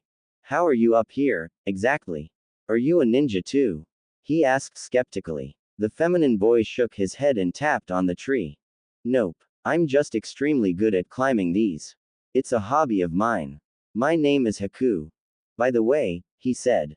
Naruto raised an eyebrow at the explanation, but chose not to press any further. Mine's Naruto. Nice to meet you, he replied. The boys made small talk for several minutes before they were interrupted by Hinata, who had been searching for the blonde. There you are. Despite your general loudness, you're shockingly difficult to track down, the Hyuga girl said after landing on Naruto's branch. What do you need, Hinata? Is Zabuza back? Did Shikamaru finally overachieve? The blonde asked jokingly. At the name of the mist ninja, Haku momentarily tensed, but suppressed the reaction so quickly that neither genin was able to catch a glimpse of it. Hinata shook her head at the questions. No, none of those things have happened. If they had, you would have noticed. Even your senses aren't that dull, she said. The Hyuga girl then looked to Haku and frowned. Who is this, Uzumaki-san? She asked curiously. Naruto grumbled at her first mark, but shrugged at the second. His name is Haku. I met him all of 10 minutes ago, he explained. Hinata did a double take at the masculine pronoun the blonde had used in reference to Haku, a look of obvious confusion on her face. After regaining her momentarily lost composure, the Hyuga heiress began to walk down the side of the tree. Be back home in 15 minutes, Uzumaki-san. Dinner will be served then, she ordered as she descended the stump. After she was assuredly out of earshot, Haku sighed and gave Naruto a sympathetic look. She verbally abuses you, doesn't she? He asked. The blonde shook his head and chuckled to himself. Not really. She just hates my guts. Most of what she says is about how much better than me she is. It's never really all that personal, save for a time or two, he replied. The feminine boy stared off in the direction Hinata had walked. Despite the harshness of her tone, I still get the feeling that she harbors much more complex emotions regarding you. That rocky exterior is nothing but a front, he said. Naruto furrowed his eyebrows. No, I'm pretty sure her feelings regarding me are pretty simple. She hates things that she thinks are below her, and in one sense, I am below her. I did see her laugh once, though, so maybe she has a person buried underneath all of that snark, he said. Haku turned back to the blonde. The reason I say that she likely doesn't actually hate you is that she came to find you for dinner. If she truly detested you, she would have left you here to go hungry. She also seemed to be somewhat relieved by the fact that I wasn't here to threaten or harm you, he explained. Naruto considered his explanation for a moment before nodding. I guess that makes sense. I don't know why you being non-threatening to me would be a relief to her, but I've never been great at reading into that kind of thing, he said. Haku chuckled to himself. Clearly, he thought to himself. The boys talked for another 15 minutes before Naruto stood up to leave. Hinata will probably skewer me with a fork if I'm not at dinner, so I should get going, he said. Haku nodded and waved goodbye as the blonde maneuvered his way down the side of his tree. The boy sighed to himself sadly. Every friend I make becomes nothing more than a name in the obituaries. Hinata grunted with effort as she carried a box of building supplies across the half-finished bridge. Tazuna had brought Team 7 out to the unfinished structure in order to help with its construction. Their role was to move boxes and beams across and around the bridge, which was both tiring and incredibly mundane. How are you holding up, Hinata? The Hyuga heiress glanced to her right and spotted Kakashi carrying a metal beam. He appeared to have not even broken a sweat despite the rigorous exercise. Hinata shrugged as best she could while she set down her box in its designated destination. This is somewhat tiring, but not unbearable. Quite boring, if you ask me, she replied. The Jonin nodded and returned to his work. The Hyuga girl looked to the northern side of the bridge, where Naruto and Shikamaru were slaving away. Even Uzumaki-san is beginning to fatigue. This is just horrible. I would rather be forced to climb every tree in the forest than do grunt work, she thought to herself glumly. The genin continued to grind away for another 30 minutes. Nothing of note happened. No accidents, no drama, no great successes. Once those 30 minutes had passed, however, something interesting did happen. A heavy mist rolled over the bridge without warning, prompting Hinata to activate her Byakugan. The same tactic again. How peculiar, she thought as she looked to her team, who all nodded and began evacuating the various workers. After the builders had been cleared, save for Tazuna, who had demanded to stay behind, the genin all scampered to Kakashi to await directions. We're going to use more or less the same arrangement. I want the three of you to guard Tazuna. I'll handle Zabuza, the Jonin ordered. The children nodded and formed their defensive triangle around the bridge builder. Then, they waited. For close to 5 minutes, there was silence. Eventually, a dark chuckle could be heard from within the mist. As it drew closer, the footsteps of not one, but two people could be heard. It sounds like he brought help. This could be trouble, the silver-haired ninja muttered under his breath. The two figures came into view moments later. One of them was clearly Zabuza, but the second figure was more than a bit shocking. That's the same hunter ninja from before. Just as I thought, Hinata said. The mist ninja and the hunter stopped advancing roughly 20 feet from Team 7. Greetings, Kakashi. It's been a few days. I see you brought your brats again, Zabuza said with a dark grin. The Jonin drew a kunai took a step forward. And this time, you won't be making any clones to bother them with. I'll make sure of that, he said threateningly. The mist ninja looked to the hunter and gestured to the genin. You deal with the children. They shouldn't require much effort to kill, he ordered. The hunter nodded and waved a hand in front of his face. Suddenly, he was wielding 3 needles made of ice. Yes, Zabuza-sama, he said. He then charged at Naruto, Hinata, and Shikamaru. The blonde looked to Shikamaru. Stay with Tazuna, he said. The shadow user nodded and drew a kunai to deflect an ice needle that had been launched at him. Naruto and Hinata then sprinted towards the hunter, meeting him in the middle of the bridge. The blonde threw a right-handed punch towards his opponent's head, a strike that the hunter easily leaned away from and countered with a stepping knee to Naruto's chest. He's fast as hell, the excitable genin thought as he stepped back to catch the wind that had been knocked out of him. He was then passed by Hinata, who engaged the hunter aggressively. She launched a combination of palm strikes to the ninja's body and head, landing 2 of them. As the exchange deepened, however, the Hyuga girl was slowly overwhelmed by the speed of her foe. She was eventually knocked backwards by a hard punch to the center of her forehead. She was caught and steadied by Naruto before she could fall to her rear end. The pair both studied the enemy before them. After several seconds, Hinata looked to the blonde. We need to create a diversion. We don't have even half of the speed necessary to contend with him. Do you have any smoke bombs on you? She asked. Naruto nodded and reached into his tool pack. I'm guessing you want me to throw it at him so you can attack him while he's blind. He asked. Hinata nodded and motioned for the blonde to enact the plan. The excitable genin rushed the hunter and hurled 2 smoke bombs at him, both of which burst at his feet. Hinata then rushed into the cloud of smoke. Due to his lack of a dojutsu, Naruto was forced to wait at the edge of the cloud as his teammate battled the hunter. After several moments of tense, unviewable combat, the Hyuga heiress came flying out of the smoke. She crashed into Naruto, knocking him to the ground. Could you not get launched during one of these fights? I'm getting sick of being your landing pad, Naruto groaned as Hinata got up from on top of him. She chuckled to herself and assumed her stance. My father ordered you to protect me, didn't he? While I entirely detest his choice in bodyguard, you do make a good cushion, she replied. The blonde growled and stood up. Glad I could be of some use to you, Queen Hyuga. We're best friends now, right? He asked sarcastically. Before they could start bickering, the hunter emerged from the smoke and kicked them backwards several feet. You argue like a married couple on the verge of an ugly divorce in the middle of battle. You really should be paying better attention, he said. The hunter then gestured to the puddle of water at their feet.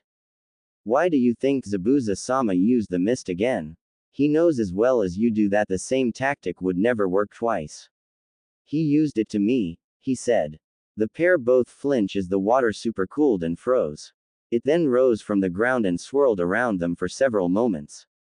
Demonic ice mirrors. The hunter yelled. The water formed into a dozen or so icy mirrors in a dome-like formation around the genin at his command.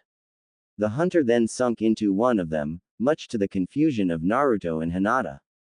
Be warned, none have survived this technique. You will die here today, whether you wish to or not, he called from within the ice. Before the children could react, a volley of frozen needles came flying at them from all directions. By the time the storm was finished, both genin were covered in small cuts and puncture wounds. I couldn't even see them. Even with my Byakugan, the Hyuga girl said, her tone brittle with shock. The blonde clenched his jaw and created several shadow clones. We need to break those mirrors, he said. He then sent his clones to strike the icy mirrors. Before they could make contact with them, they were shredded to bits by a wave of needles. The hunter's outline then appeared in several of the mirrors at once. You cannot touch the mirrors. Even if you did, they are nearly indestructible. Give up. Death will be painless if you do, he said. The pair both growled in defiance and continued make rushes for the mirrors, being repelled each time. After several minutes of failure, the Hyuga girl came to a realization. He is moving from mirror to mirror at an absolutely blinding speed. We have to intercept him somehow, she said through gritted teeth. Naruto took a deep breath and pulled a needle out of his arm. How do we do that, though? Even your eyes can't track him, he pointed out. The Hyuga heiress responded by sidestepping a trio of needles. There's a pattern to the way he moves and where he moves to. It's subtle, but timeable. For every fifth flurry of needles, he moves one mirror to the left, or he crosses to the opposite side, she explained in a hushed tone. The blonde nodded and turned his attention back to the hunter. We're going to survive you, Haku. We'll do more than that, actually. We're going to bring you down, he assured. The hunter visibly tensed. So you knew? He asked. Naruto nodded and assumed a taijutsu stance as he prepared to evade a storm of needles. I recognized your voice. I think Hinata did too. I would ask you why you're trying to kill us, but it's pretty clear that you only interacted with us to gain information, he said, a hint of pain in his voice. Haku went silent for a moment before disappearing from the mirror he had been occupying. He reappeared directly in front of Naruto and punched him across the left side of his jaw, sending him to his rear end before retreating back into a slab of reflective ice. Keep your personal feelings out of this, Naruto-san. It will make things much more difficult for both you and I if you don't, the hunter warned. The genin then re-engaged Haku, managing to make contact with him as he flew by on several occasions, but never inflicting damage. Finally, during one specific exchange, Hinata was able to kick Haku out of the air, sending him to the ground roughly 10 feet from herself and Naruto. Those eyes of yours are a nuisance. I think I'll aim for them next time, Haku growled as he stood to his feet and entered an ice mirror. The hunter then began to erratically change his position, flying from mirror to mirror in a seemingly random and nonsensical pattern. I won't be able to dodge. I need to protect my eyes, Hinata thought frantically. She threw up her hands to cover her face as Haku prepared to launch a flurry of needles. The hunter noticed that she had left her neck exposed during her efforts to avoid ocular injury and adjusted his aim. Checkmate, Hinata-san, he whispered from the mirror directly behind the Hyuga girl. Hinata reflexively whipped around to face him, exposing her neck further.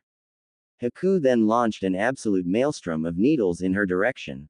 Hinata squeezed her eyes shut as she awaited the sting of the puncture wounds. The sting never came. Kakashi gritted his teeth as he avoided a swing of Zabuza's blade. He and the Mist Ninja had been fighting for roughly 10 minutes, and it had been anything but easy. They were nearly even. You're a slippery one, Kakashi. Tough to pin down, Zabuza said as he continued to attack the silver hair ninja. Kakashi stepped to the left to avoid a thrust of the man's sword, pivoting off to his left as he did so.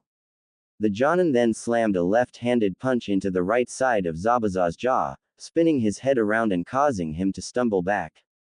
As the Sharingan ninja moved in to follow up on his successful counter, who was struck by the flat of the Mist Ninja's blade, launching him back nearly 20 feet. Kakashi landed on his feet and regained his footing. He glared at Zabuza and prepared to attack once more, but stopped when he noticed that the Mist Ninja was staring off to his left with a look of amusement on his face. It looks like Haku has two of your brats locked up. I'm sorry to say, but they're more or less dead in the water now, he said, turning his gaze back to the Jonin. Kakashi glanced in the direction Zabuza had been looking and clenched his jaw. Naruto and Hinata were confined with what appeared to be a dome of mirrors made of ice. He took a deep breath and charged the Mist Ninja again, this time leading with a kick to the right side of the man's ribcage. The kick landed square to Zabuza's floating ribs, causing him to double over. The Jonin built on his success by grabbing him by the neck and flinging him back several meters. I have to end this soon. They won't last long in that dome of ice. Hang on, you two. Hinata's eyes slowly opened as she realized that she was, in fact, alive. Even more interesting was the fact that she wasn't in any more pain than she had been previously. She glanced up from the ground, which she had looked to in fear when Haku's needles had been launched. What she saw made her blood run cold. Naruto had thrown himself in front of her in order to shield her from the storm of icy needles, which explained why the Hyuga girl was more or less fine physically. "You Uzumaki-san," she said quietly. Naruto glanced over his shoulder at the girl and gave her a strained smile. His body was riddled with needles, nearly 50 in total. "What's with the look? You look like you just saw a ghost," he said humorously. His knees then gave out, causing him to fall backward. Hinata snapped out of her daze and caught him just before he could hit the ground. "Why? Why would you do something so stupid and reckless?" she demanded as she cradled his head. The blonde tried to shrug, but coughed painfully as a result, spilling a bit of blood from his mouth. "I've still got a promise to keep. I told your father I'd keep you safe. Besides, it's better that I die here instead of you. You're important, Hinata." "I'm not," he said honestly. The Hyuga girl felt her chest tighten. "But you're a member of this team, and we need you to function properly." "We need you, Uzumaki-san," she reasoned quietly. Naruto shook his head and chuckled. "Look on the bright side. You've been saying this whole time that you'd rather be on a different team. It isn't a full switch, but you won't have to put up with me anymore," he said. The Hyuga girl felt her eyes become wet at his words. Guilt was taking hold of her, and she was being overwhelmed. "I jumped to conclusions too quickly. I'm satisfied with my team. You and Nara-san have been reliable and brave throughout this mission. I don't want this cell to be splintered," she said tensely. Naruto smiled. "Well, I'm glad you're warming up to us. I tried hard to make you see that we were worthy of being your teammates. Honestly, that was my goal from day one," he said. Hinata's eyes finally overflowed, sending tears dripping down her face. "I was foolish enough to think you weren't. I was wrong. Completely and utterly," she said tearfully. The blonde reached up and wiped a tear from her face, causing her to clench her jaw to prevent sobbing. "I didn't think anybody would cry for me when I died. Thank you for that, Hinata." "Thank you so much," the blonde said gratefully. The Hyuga heiress took hold of the hand he had used to wipe away her tears with her free hand and squeezed it as she sobbed. "Please, save your strength. Stop talking, Uzumaki-san," she pleaded. Naruto sighed heavily as his eyes dulled slightly. "I know this may not mean much coming from me, but I've always thought you were really pretty." In a regal sort of way, he said. Hinata broke down further at his words. "Stop being so kind to me. I treated you like garbage. I should be the one bleeding on the ground, not you," she cried. The dying genin smiled sadly. "You say that like you were the only one. I've dealt with worse. My apartment gets trashed every other week, and I've been mugged more than once.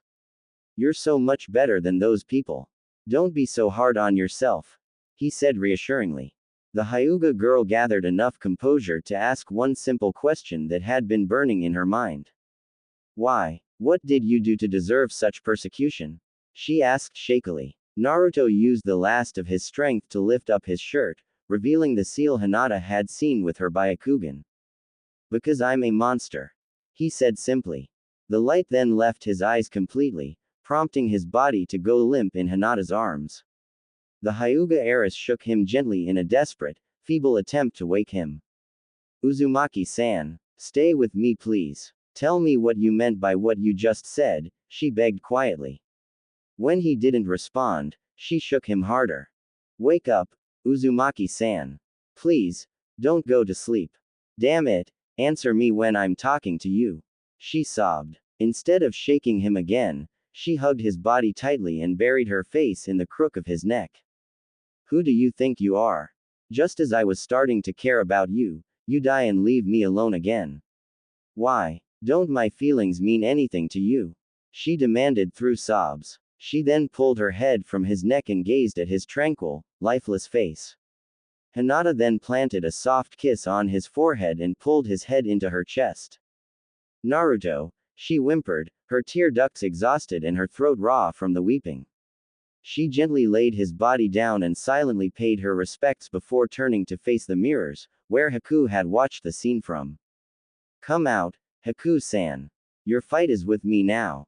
Shikamaru felt his blood run cold as Hinata stood up from Naruto's body. He was dead. There was no doubt about it now. He had given up his life to save hers. A valiant, noble effort. One that deserved to be remembered. Wow, I really didn't expect her to cry over him. Not like that, at least, Tazuna, who was standing behind the shadow user, said. Shikamaru clenched his jaw and lowered his eyes to the ground as he paid his respects to his slain comrade. She always treated him like garbage. She never beat him up or anything like that, but she said some cutting things to him. I think she always felt guilty after saying them, though. It was pretty clear that she was starting to warm up to him a little during this mission. I can't imagine the guilt. Somebody you've used as a doormat for the entire time you've known them throwing themselves right into their own death for your sake. How is a person supposed to react to that? He said quietly. The bridge builder tapped him on the shoulder, prompting him to look up at the dome of ice. Hinata was back on her feet, and she was fighting. She was dodging many more of the needles than she had been able to previously, and she had connected on the airborne hunter several times. Despite the increased success, the pace at which she was being forced to attack and defend was unsustainable. Go help her. I'll be fine on my own, Tazuna said. The Nara opened his mouth to protest, but shut it again and handed the old man a kunai. He then sprinted off towards the frozen mirrors. Once he reached the edge of the structure, he stopped. There would be no point in entering the fray. He was much slower than Hinata, who was clearly the more sluggish of the combatants within the mirrors. What the hell am I supposed to do? I'm useless against that kind of speed. Hinata's eyes are what's keeping her alive, and I don't have a dojutsu.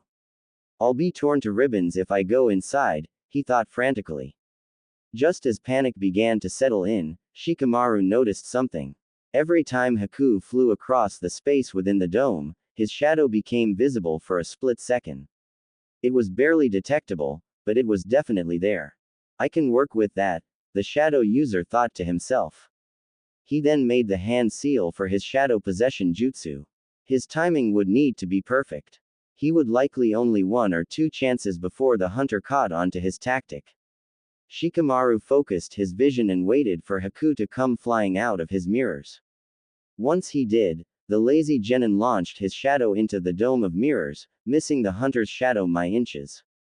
Shikamaru growled in frustration. I need to send it out a few seconds early, or I'll miss by those same inches again, he thought to himself. As he waited for Haku's shadow to appear once more, Hinata glanced over her shoulder and spotted him. The shadow user put a finger to his lips. The Hyuga girl nodded and returned her attention to the hunter. After another moment, Shikamaru sent out his shadow. Just as he had predicted, Haku came flying out of his mirrors a second later. Their shadows crossed one another, allowing the Nara to take control of his body and immobilize him.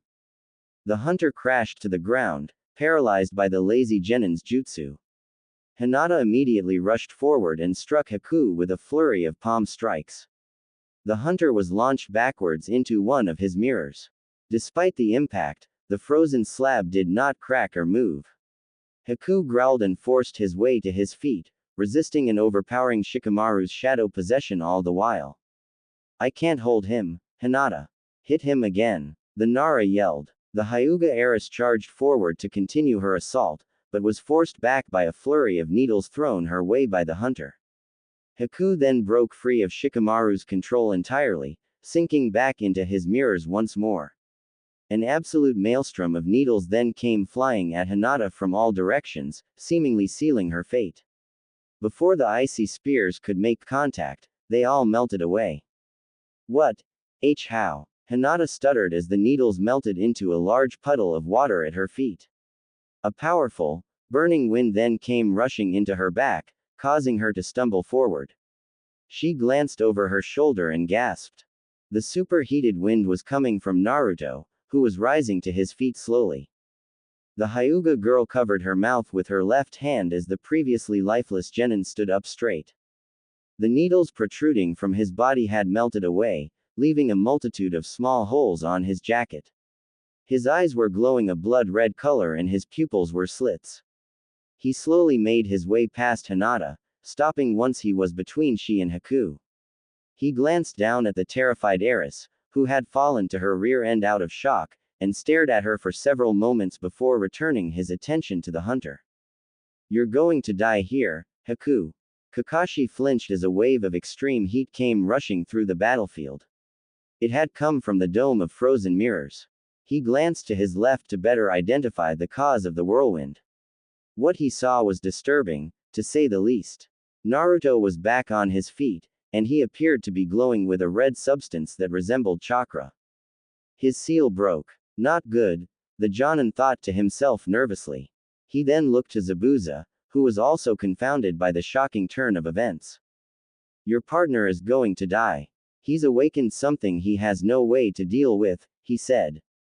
The mist ninja scowled and charged forward, slamming his blade into Kakashi's pair of kunai. Sparks flew in all directions as the shinobi strained against one another. Even if you're right, that brat still can't stand up to me. Once I've killed you, he's next, he replied darkly. The pair separated and leapt backwards, both taking a deep breath. Zabuza then began to weave hand seals, which Kakashi mimicked perfectly. Water style. Water dragon jutsu. They yelled simultaneously. The water that had previously been mist pooled around the shinobi and formed itself into a pair of dragons. The elemental beasts then slammed into one another, sending a shower of freezing cold water in all directions. Kakashi used the spray of moisture as an entrance into close range, rushing across the bridge and slamming a punch into the left side of Zabuza's jaw, sending him staggering backwards. Capitalizing on the moment of weakness from his opponent, the silver-haired ninja weaved another series of hand seals and reared his head back. Fire style. Fireball jutsu. He yelled, launching a large sphere of searing flames into the mist ninja. The blast burst into a swath of flames on contact. The fire causing much of the moisture on the bridge to evaporate, creating a cloud of steam. Once the obstructions cleared away, Zabuza became visible once more. He had blocked the jutsu with his arms, which were now badly burned. Fire style. Not the smartest move against a water stylist. That hurt like hell, I'll give you that, but you're going to need a whole lot more than that to kill me, Zabuza said. Kakashi gritted his teeth and glanced back over to the ice dome. You'd better not lose it, Naruto. I don't think I'll have enough left in the tank to fight you after this fight is over. Hinata struggled to control her heart rate as Naruto stared down Haku. The tension in the air was palpable, but even more jarring than the sheer pressure being exerted by the blonde was the strangeness of the situation itself. Naruto had clearly died, or at least fallen into a fatal coma, and yet he stood on his feet, ready to fight. Is this what he meant when he called himself a monster? Hinata wondered to herself as Naruto shifted his feet. After another moment of unbearable silence, the resurrected genin vanished from sight. He reappeared 10 feet in the air, with a fist planted on the left side of Haku's jaw. The strike sent the hunter crashing into a mirror of ice, which shattered on impact. Haku went tumbling across the bridge, only managing to stop himself at the edge of the bridge.